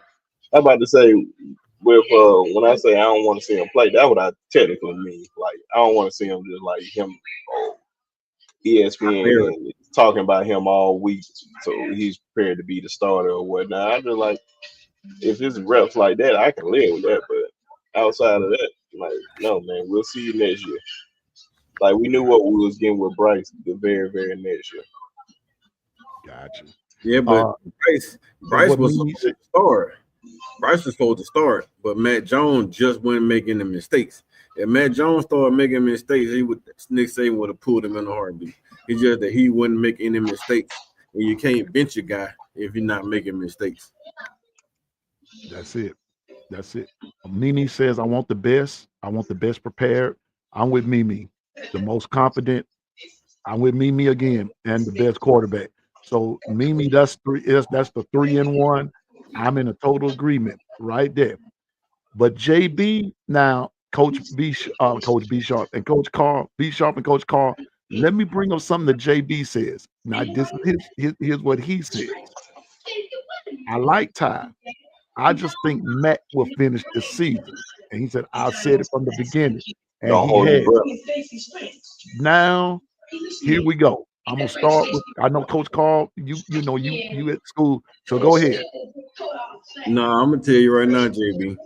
I don't seen Mac in person. Mac ain't ready. I don't know if he can be ready by the end of the season, but as of right now, Mac is not ready. Mac is a bona fide Jalen Miro. He's a 6'5" Jalen Miro. He got an arm that he can throw that sucker 90 yards down the field, it seems like on the rope. I mean, perfect spirals on the sideline, the deep ball, his accuracy is awesome. But 5 yards, 10 yards, 15 yards in front of him, he can't hit it for nothing. With pressure in his face, he can't make a completion.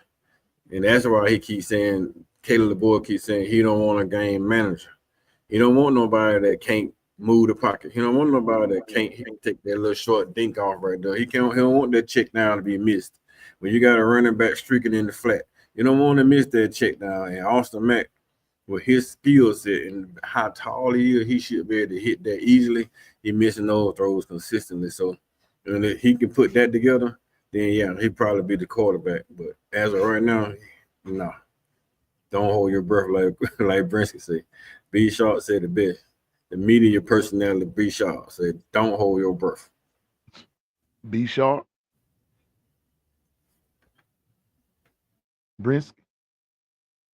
Did he step away? Okay.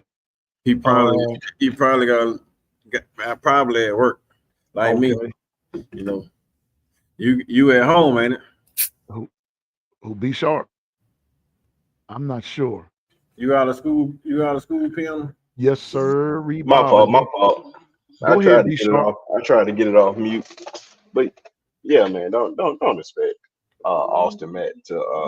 I don't even expect Austin Matt to be on the team by next year. So because I expect Keelan Russell to be the starter. But I wouldn't hold my breath on Austin Mack. I know you guys seen that long touchdown pass to Rico Scott in the corner, and that was an impressive throw. But what else have you seen to make you think that Austin Mack is going to be the guy? I'm like, yeah, he's a big quarterback, but what have you seen to really make you think? Anytime they had scrimmages or anything, all I hear is just Ty being the guy. Ty's the guy, and Keelan is coming a long way. And every time I hear something, Austin is struggling in these scrimmages. And we talking about you going against some of the top guys in the country in these practices. So, like, if Austin just so happened to play, then I do want him to play good because he's my quarterback. But don't hold your breath. I really just not high on Austin Mack like most folks are. Not saying that I'm right and they're wrong because I don't know what the future holds. But based on everything that I have seen, I just don't see it right now. And you funny too, Coach Carl, talking about media personality. Hey man, you doing the you the media man, like you doing everything, bro.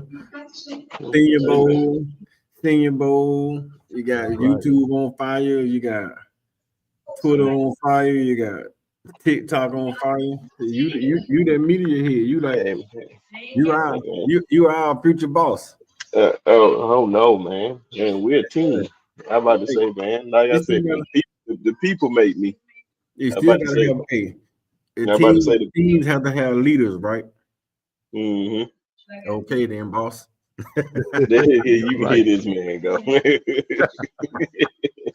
Hey man, I'm like I'm like Shaq. Shaq used to say, the little brother and the big brother. I'm just the little brother, and I realize that. So, I'm just the man sitting next to the man that's next to the man that's sitting next to the man.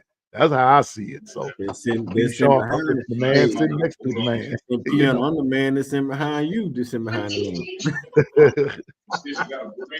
Well, We I'm all gonna say this, and before y'all go, let's address something else.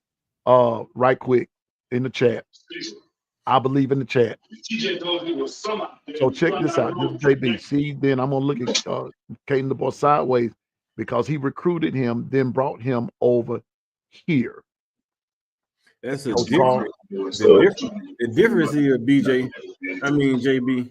The difference is this, man. You recruited Austin Mack to be the head coach, to be your starter at Washington behind Michael Penix Jr. As Washington. It's a different when you're paying in the pack. It's the SEC now. You can't go in there with a Pac-12 quarterback that unexperienced, that may not be the type of quarterback you really want anyway. You just got him because he was such a high-rated guy on the West Coast. You can't bring that guy into the SEC and throw him into the fire. If he ain't ready, he just not ready. Now, if he Go ahead. it's not our fault. It's not Caleb Boyd's fault that he transferred. And he transferred because he see a situation that better fits him with opportunity to play. Hey man, you can't fault the kid for going. It's not a failure on KD. It's just the fact that he brought in his quarterback of the future. He gave up a lot. He went there and he begged Russell to come to Alabama. He learned this is quarterback of the future. You can't just say, hey man, we're gonna miss out on probably the only can't miss prospect in college in high school football last year. He probably the only can't miss prospect in college football last year. And you're gonna miss out on a can't miss prospect because you have another guy sitting on the bench. He didn't promise that to Austin Mack. Austin Mack followed them. He didn't promise Austin Mack that you were gonna come here and get the job. You're gonna come here and work. And that's the whole thing in Alabama, man. You come to Alabama to work, to fight. And if you win the job, you win the job. If you don't, you just keep fighting. That's where I was going right there, Coach Carl.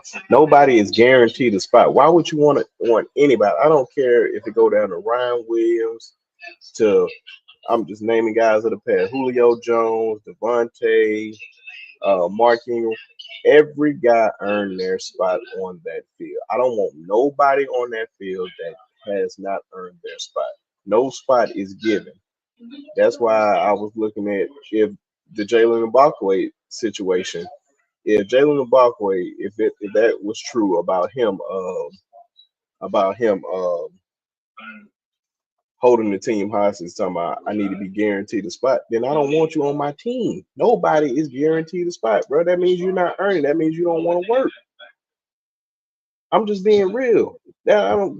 nobody. You can say, okay, you saying, hey, we don't know what if he was promised him or what. Hey, man, listen here. I don't care. You know how many guys Nick Saban recruited that never touched the field? Ben Davis is one of them. He was one of the top linebackers in the country. So, man, I don't want to hear all that, man. Either you're going to step up to the plate or you're not. That's all it come down to, man. Nobody cares about your feelings, man. Especially in this day and time when you're getting paid. Like, Yeah, bro, you either gonna come out there and work or you're not. This ain't playground football. This ain't no after school special. You come to play football in the SEC. Matter of fact, you are playing college football. Hey, B Sharp. Thinking like this, B Sharp. Even in the summer league football with little league football, they don't guarantee you gonna play at all. They don't guarantee. Exactly. And Coach Carl, and when you put it like that, sir, see, it takes away this nepotism, it takes away this favoritism, it takes away all of these other isms that people tend to bring to the game or to the team and saying, well, it's my child, it's my this, it's my that, and the other. Uh, JB says it.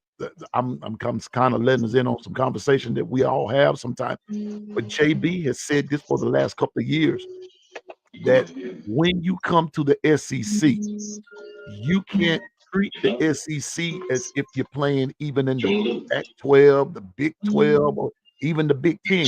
It's a different brand of ball. It's a different mindset. And I believe part of the reason, what's his name, Gino Vandermark, I believe part of the reason Gino Vandermark is struggling is because it's different in the SEC than it was in the Big 10 at Michigan. Hey, Kim, how you doing? So Kimberly, there she is, y'all. Kimberly. So I'm just saying now, if Austin Mack does not get it, he will probably end up going somewhere that he will, because here's the other problem. Bama right now is looking at another quarterback to bring in for next year. That's telling this whole story, right? In my opinion. And I know, Coach Carl, you may have to go, but that's telling us a whole story right there. Tiana, we had Dylan Lonergan played a year and transferred. You had Tua bag up Jalen Hurts for a whole year. And everybody knew that Tua was a better passer. But he bagged up Jalen for a year. We had Bryce, like I said, we had Bryce bagging up Matt Jones, and we knew Bryce was a better quarterback 20 times over. We had AJ McCarron bagging up Greg McElroy, and everybody knew AJ McCarron was a better quarterback. It's nothing ever been given to you in the SEC. It's been given to you in football. Every time somebody got something given to them in football, bro, it never works out right. It never works out right. We got a kid in my school right now, man, probably the most talented kid in this state. If I gave that ninth grader all the ropes out that he wanted me to, he'll get 3, 4, 5 interceptions a game. But in order for me to break him, I had to let him know that, man, you don't come to practice, you can't play on my team. It's up to the other coach. If the head coach wants you, he can put you on offense, but you can't play defensive back for me. Period. If you don't come to practice. The most talented kid in the state. Right now, this kid in the state. 8 or 9 interceptions in 3 games. He decided he was gonna stop coming to practice. So we are you sure you got all this? But if it's given to you, you don't want it. Nobody wants something that's given to them. If it's so easy, they're gonna take advantage of easiness. And they give me your money. They give me your money and they blow in the money. So imagine if they give you a position. If I give you the starting position or I give you the backup position, what are you gonna do? What are you gonna do if somebody give you something? If these people in the chat right now and some of the Bama fans are looking on, be online, listen to us. If I gave you $100 grand, would you value the $100 grand I give you more than you would if you went out there and worked for $100 grand? That's a question you want to know.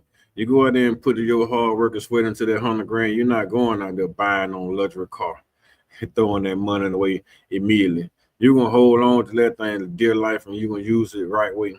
But if people giving you anything and you just don't want it, like that's why so many folks that hit the lottery go broke, because it ain't nothing you earn. You just get that money, you throw it away.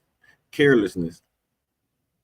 And you know what? And when you and like what you just said, Coach Carl, when it's given to you,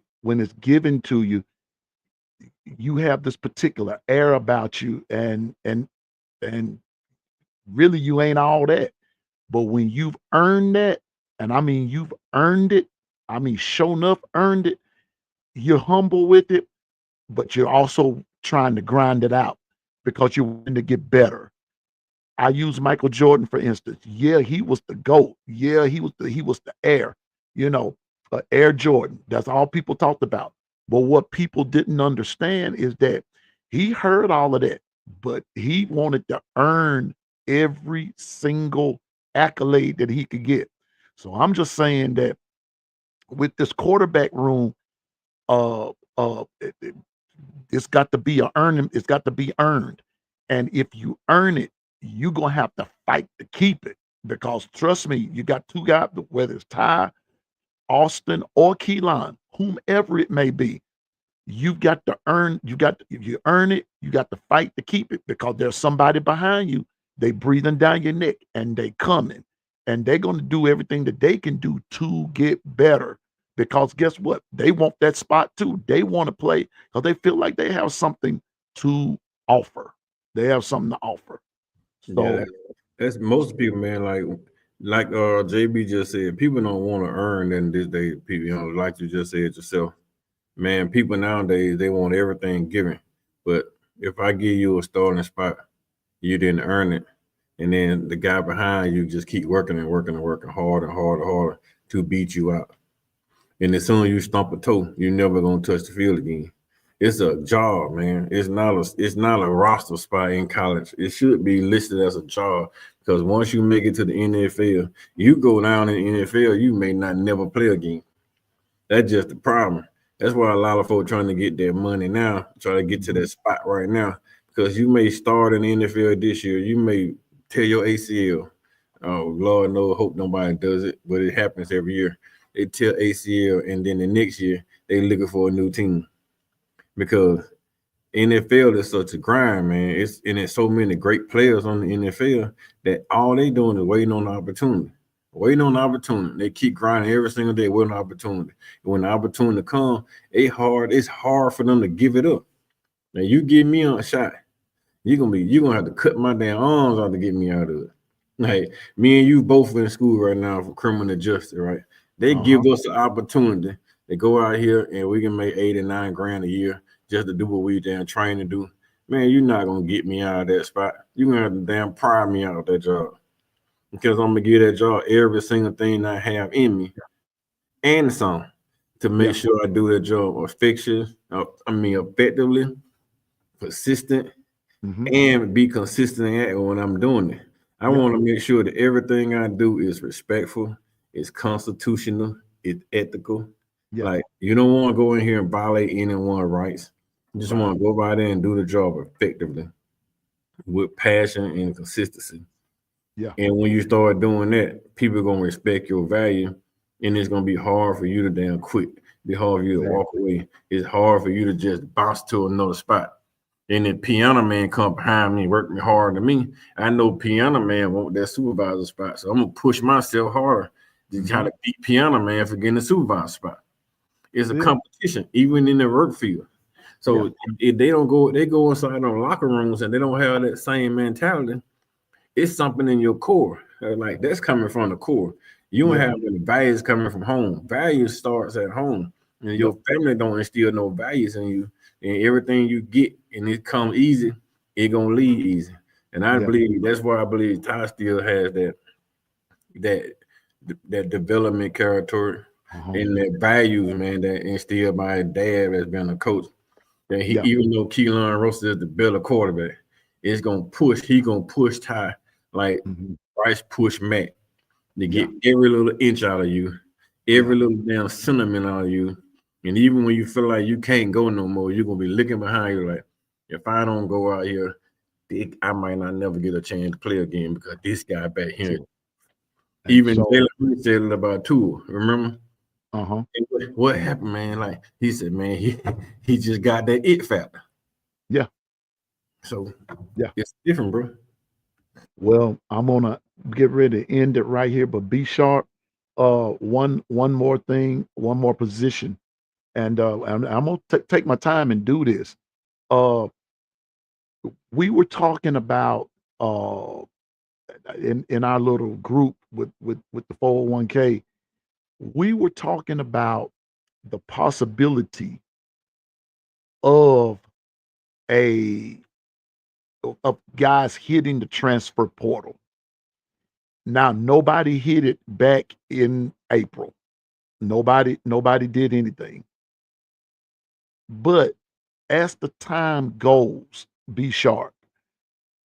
Let's deal with about 5 minutes from the wide receiver room. Who do you think would be the first? I hope nobody, but who do you think would be the first to hit that portal? Be sharp. Bama Hampton, or probably. I don't think Jalen Buckway will hit it, but not right now. But I just don't see him playing. I would say him too, but I guess they helped him out with the NIL, so I don't expect him to really go nowhere. So I'll say Bubba Hampton. Okay. What about you, Coach Carl? I was gonna say the same thing. Boba Hampton. It not Boba Hampton, it'll be Boba Hampton or Rico Scott. Okay. Well, believe it or not, OG Gill said Bubba Hampton. And I purposely did it this way just to, in hopes that y'all would come on and excuse me, and y'all did.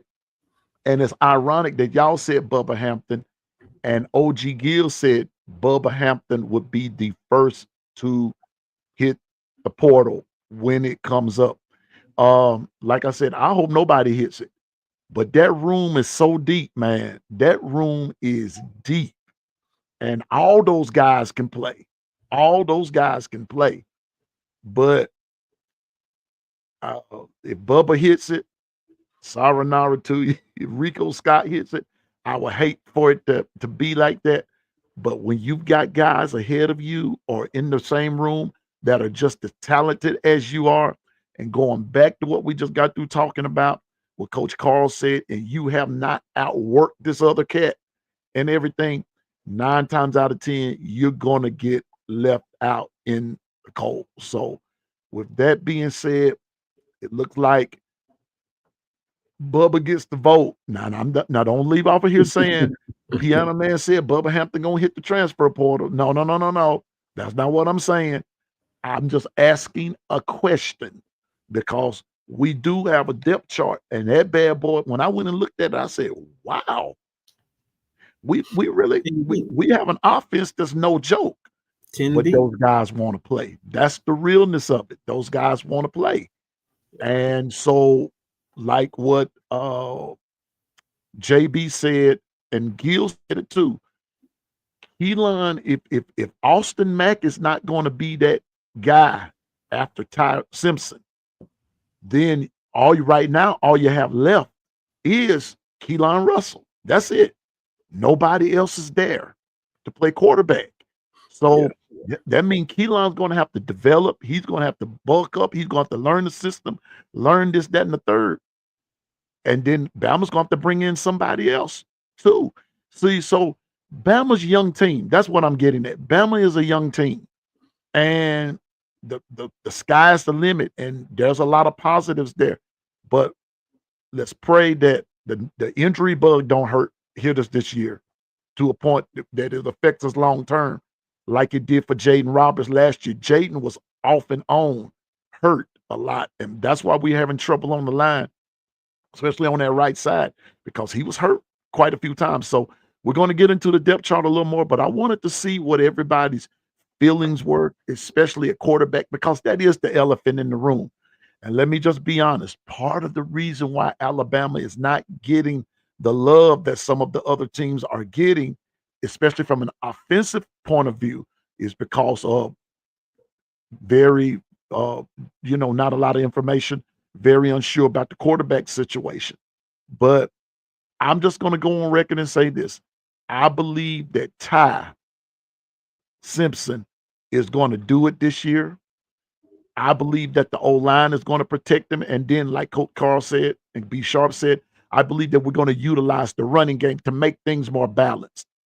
But when it comes down to making those little plays, the underneath, I believe that's where Ty shines the most, and that's where we'll score a lot of touchdowns, or at least we'll make big plays come through small avenues like that instead of just trying to go 90 yards down the field and make a big play all the time.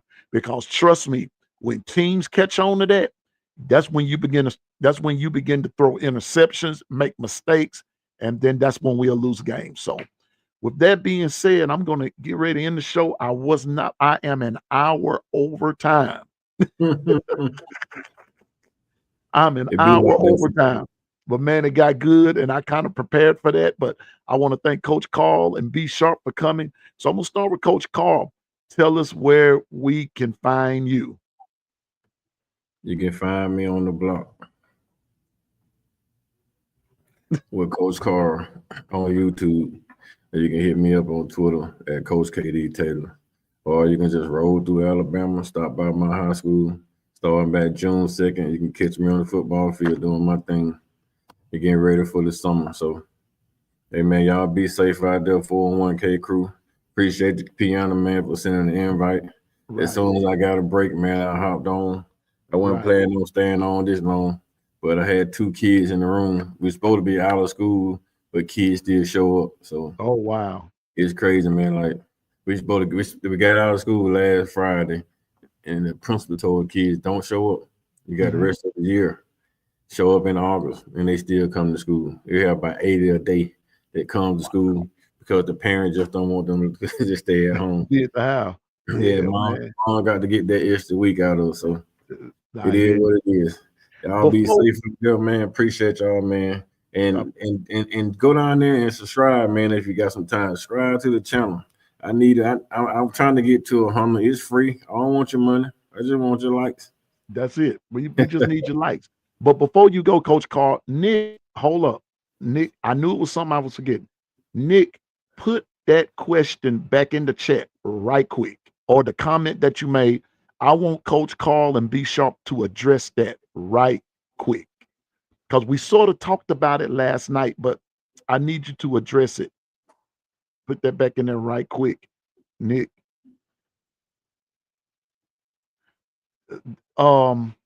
JB, don't start. You been good all show. Don't start. Oh, that's right, man. Like we good. We good. We don't need your money. We don't need your money. We just want your subscription, man. That's it. Just subscribe. And I don't even want paid subscription. Just subscribe. Just subscribe, man. You don't have to give me no $2.99 money. I'm not gonna call you every day and say, "Hey, give me your money, give me your money, give me your money." I'm not gonna do that. But I will take your donations. I'm not gonna say any of my merch that I don't even have yet. Oh God. I say Coca-Cola though. You want to buy Coca-Cola? See, this shoulder fell off the rail real quick. Merch. Okay, go get your merch. Go get your merch. We're not selling merch around here, baby. Here we go. They can't handle the truth. I'm with you, JB. Nick, where you at, man? Did you put that comment back up there, Nick? Cause I don't want to wait till the next show to handle that. We got a couple of minutes. I want Coach Carl and B Sharp to address that. I want to hear you say. Here we go. Right? Oh no, that ain't it. There we go. The playoffs are made. The playoffs are made this season. By the next season, the SEC and the Big Ten might branch off and do their own thing. Coach Carl, what do you think of that? I don't think so. It's too much money inside in the NCAA right now. And if they allow the SEC and the Big Ten to branch out, it'll bankrupt the NCAA. So I don't think they're allowed to happen. They'll sue them. Cost the SEC and the Big Ten too much money. Yeah, like JB said, man, too many TV contract, too many teams they're not gonna be able to play against them. So, no. I just don't see that happening. And if it does, it'll shock me, man, because they are the backbones of the NCAA. So I don't think that NCAA will allow that to happen. They'll sue them forever, man. It'll be in court forever, and I'll be damned if I see them leave. And even if I'm not, even if I was NCAA, I'll be damned if the SEC leave, let alone SEC and the Big Ten. No, you can't leave because y'all leave, y'all gonna bankrupt us, and we put our whole life livings around getting this money from these college programs. So, nah, I have them in court for 30 years before they barely leave. Be sharp. What you got, man? I got to read more on it, man. I just don't. I agree with Coach Carr. I don't think it's gonna happen, but only time will tell. I just got to read more on it to like fully understand it. Like I said last night, it was reported, and I heard this via the radio yesterday, that they were thinking about the SEC. Now, they didn't bring anything up about the Big Ten. I didn't hear anything about that. But during the SEC spring meetings, the rumor went out that the SEC could be pulling from the NCAA. Do I believe it's going to happen? No, for everything that Coach Carl said. But I will say this, but it also goes to show you how powerful those two conferences are. Now, here's my thing, and I said this, and I'm going to end with this.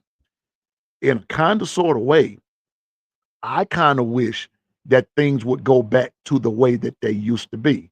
Now, let me show you how the things used to be.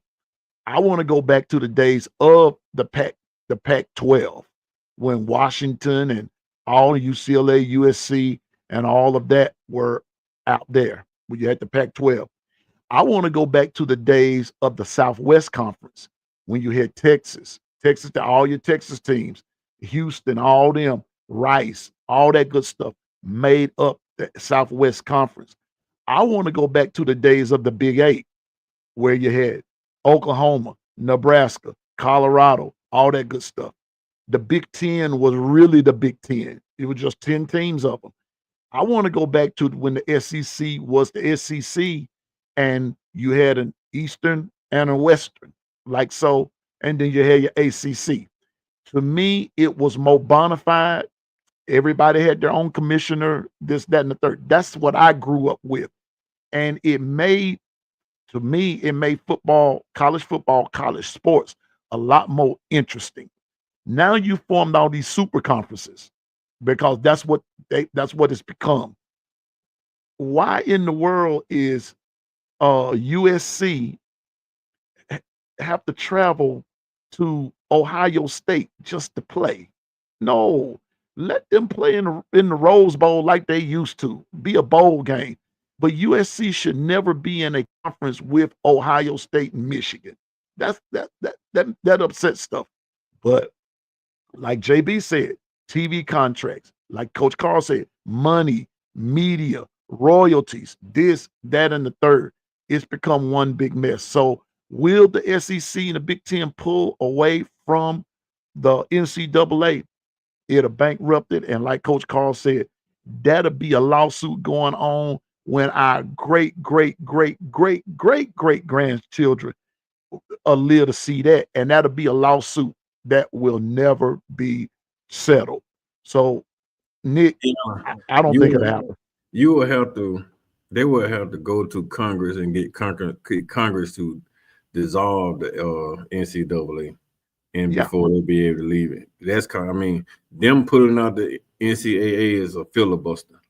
And then that filibuster is one of those legislature terms, like you just standing on the microphone and you just holding up the process for hours and hours and hours and hours and hours. so can't nobody vote on the actual cause, right? Can't nobody vote on the actual bill, so you just filibuster. And that's what the that's what the NCAA would do. They would just filibuster for years to make sure that they'd never leave the conference. So they would have the SEC would actually have to go to Congress and have Congress then put in a law that they have to dissolve the NCAA before they be able to walk out of it. At least on the football side, before anybody be able to leave it. And then on the last part of that, if Alabama, just say for instance, if the SEC pulls out like that, then here's where the problem, and this is what we were fussing about last night. Notre Dame is going to have their way with everything, especially in football, because in on one time they're ACC in basketball, and then another time they just running independent. You're going to run into a lot of problems. So I think they need to work some things out, which I don't think is going to be no time soon. JB said bring back the Big East. Oh man, Big East was something serious back in the gap, man. But I don't think that the SEC nor the Big Ten will pull out of the NCAA. Too much money involved. Too much money. You Think can't bring, about it like this, Nick. you can't bring back the Big East neither, because if you split the conferences back out like it was the Big Eight conferences, you're gonna bankrupt some of those conferences. I mean, Well, you get Ohio State not being able to play Oregon. That's a money game. Like that's everybody on TV watching those games. Ohio State and Michigan was a money game until Michigan started beating them on them, and then that people not watching those games. Everybody started paying attention to the SEC. That's why SEC was so dominant. SEC got their own channel, so everybody started bringing more teams to their conference to bring in the revenue, to bring in the TV contract, to get more airtime on TV. So if they split it, then the TV contract's gonna split, and all the money will be back in the SEC, because that's where all the football at. It's like no football is played like the football down south. well, And now you start can't seeing, help that. now you Hey, start seeing all the parity. They start spraying out again. All the recruits gonna be back in the SEC again. well, The Coach SEC will Carl, be you done can't. for years. We can't help it because we're great down here now. We just can't help that part. I mean, you know, I ain't got nothing to do with all that other part. We just great down here. Listen, I know I said I got to go, but this part of my reason for I can't move to Washington State, man, you hear nothing like the way we talking. They don't talk like that about sports up there like that. Oh, they talking about 420. They talking about this, that, and the third. Everything but football. And I mean, my kids want me to move up there, and I have fun whenever I go. But this is what I miss having you know. And they say, "Well, Daddy, you can get on your podcast from up there." But when I get off the podcast, man, man, I'd be like a lonely duck up there. Like ain't nobody to talk to. Can't talk about no football. They don't even promote Washington up there. The Pac, those Pacific Coast teams, the promotion of it is pathetic. I'm being honest with y'all. It is pathetic. The South, man, we live football 365 days a year, even when it's baseball season. We talking about football. So that goes to show you the excitement of the game. But I understand. I'm just saying I wish they would go back to the way it was, where things were much simpler and everything. But I know times have changed. So with that being said, we wish, you know, I'm like R. Kelly, may you have fun wherever you are. R. Kelly said, I wish, you know, and so anyway, and like JB said, hey, that's when the strength of schedule will actually matter. And so yes, so there's a lot to work out, but we just have to just grin and bear it right now, and things are going to get better and things will work out. Right now, there's a lot of turbulence, but things will work out. But I want to thank B Sharp for coming on. I want to thank Coach Carr for coming on, for everybody in the chat for sticking with me. But as Coach Carr said, listen, if you have not subscribed to any of our channels, take the time out to subscribe. Trust me, we're not after your money. All of us work. And by the way, B Sharp, I'm finna put that plug in.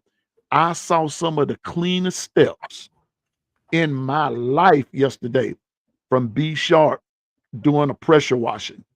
And so he'll, if you in his vicinity and everything, consult this guy. Consider B Sharp doing your pressure washing. I promise you, man, those steps look like they was just built when he got through. I said, like, wow.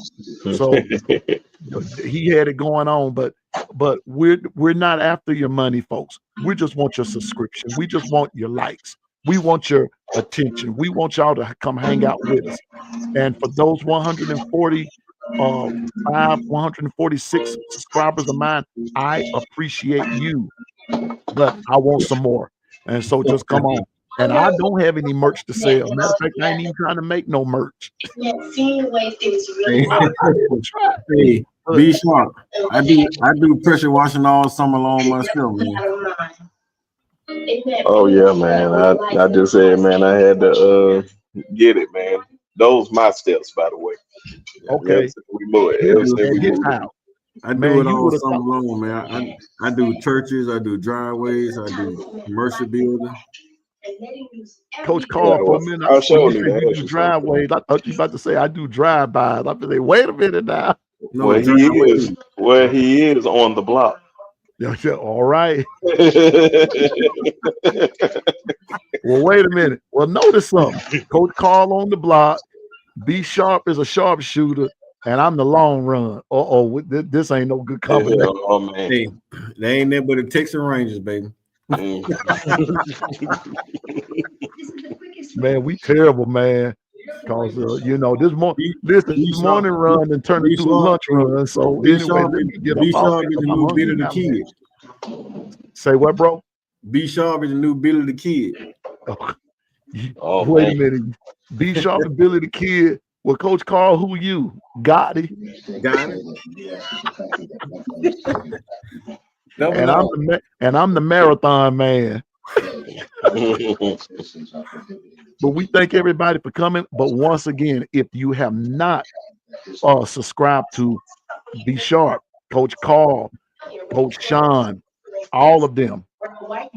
See, you know what? See, y'all see Gil. See, Gil just won't let Piano Man be great. He just won't let me be great. Let me say this real quick, Piano Man, because I know I gotta get back to work.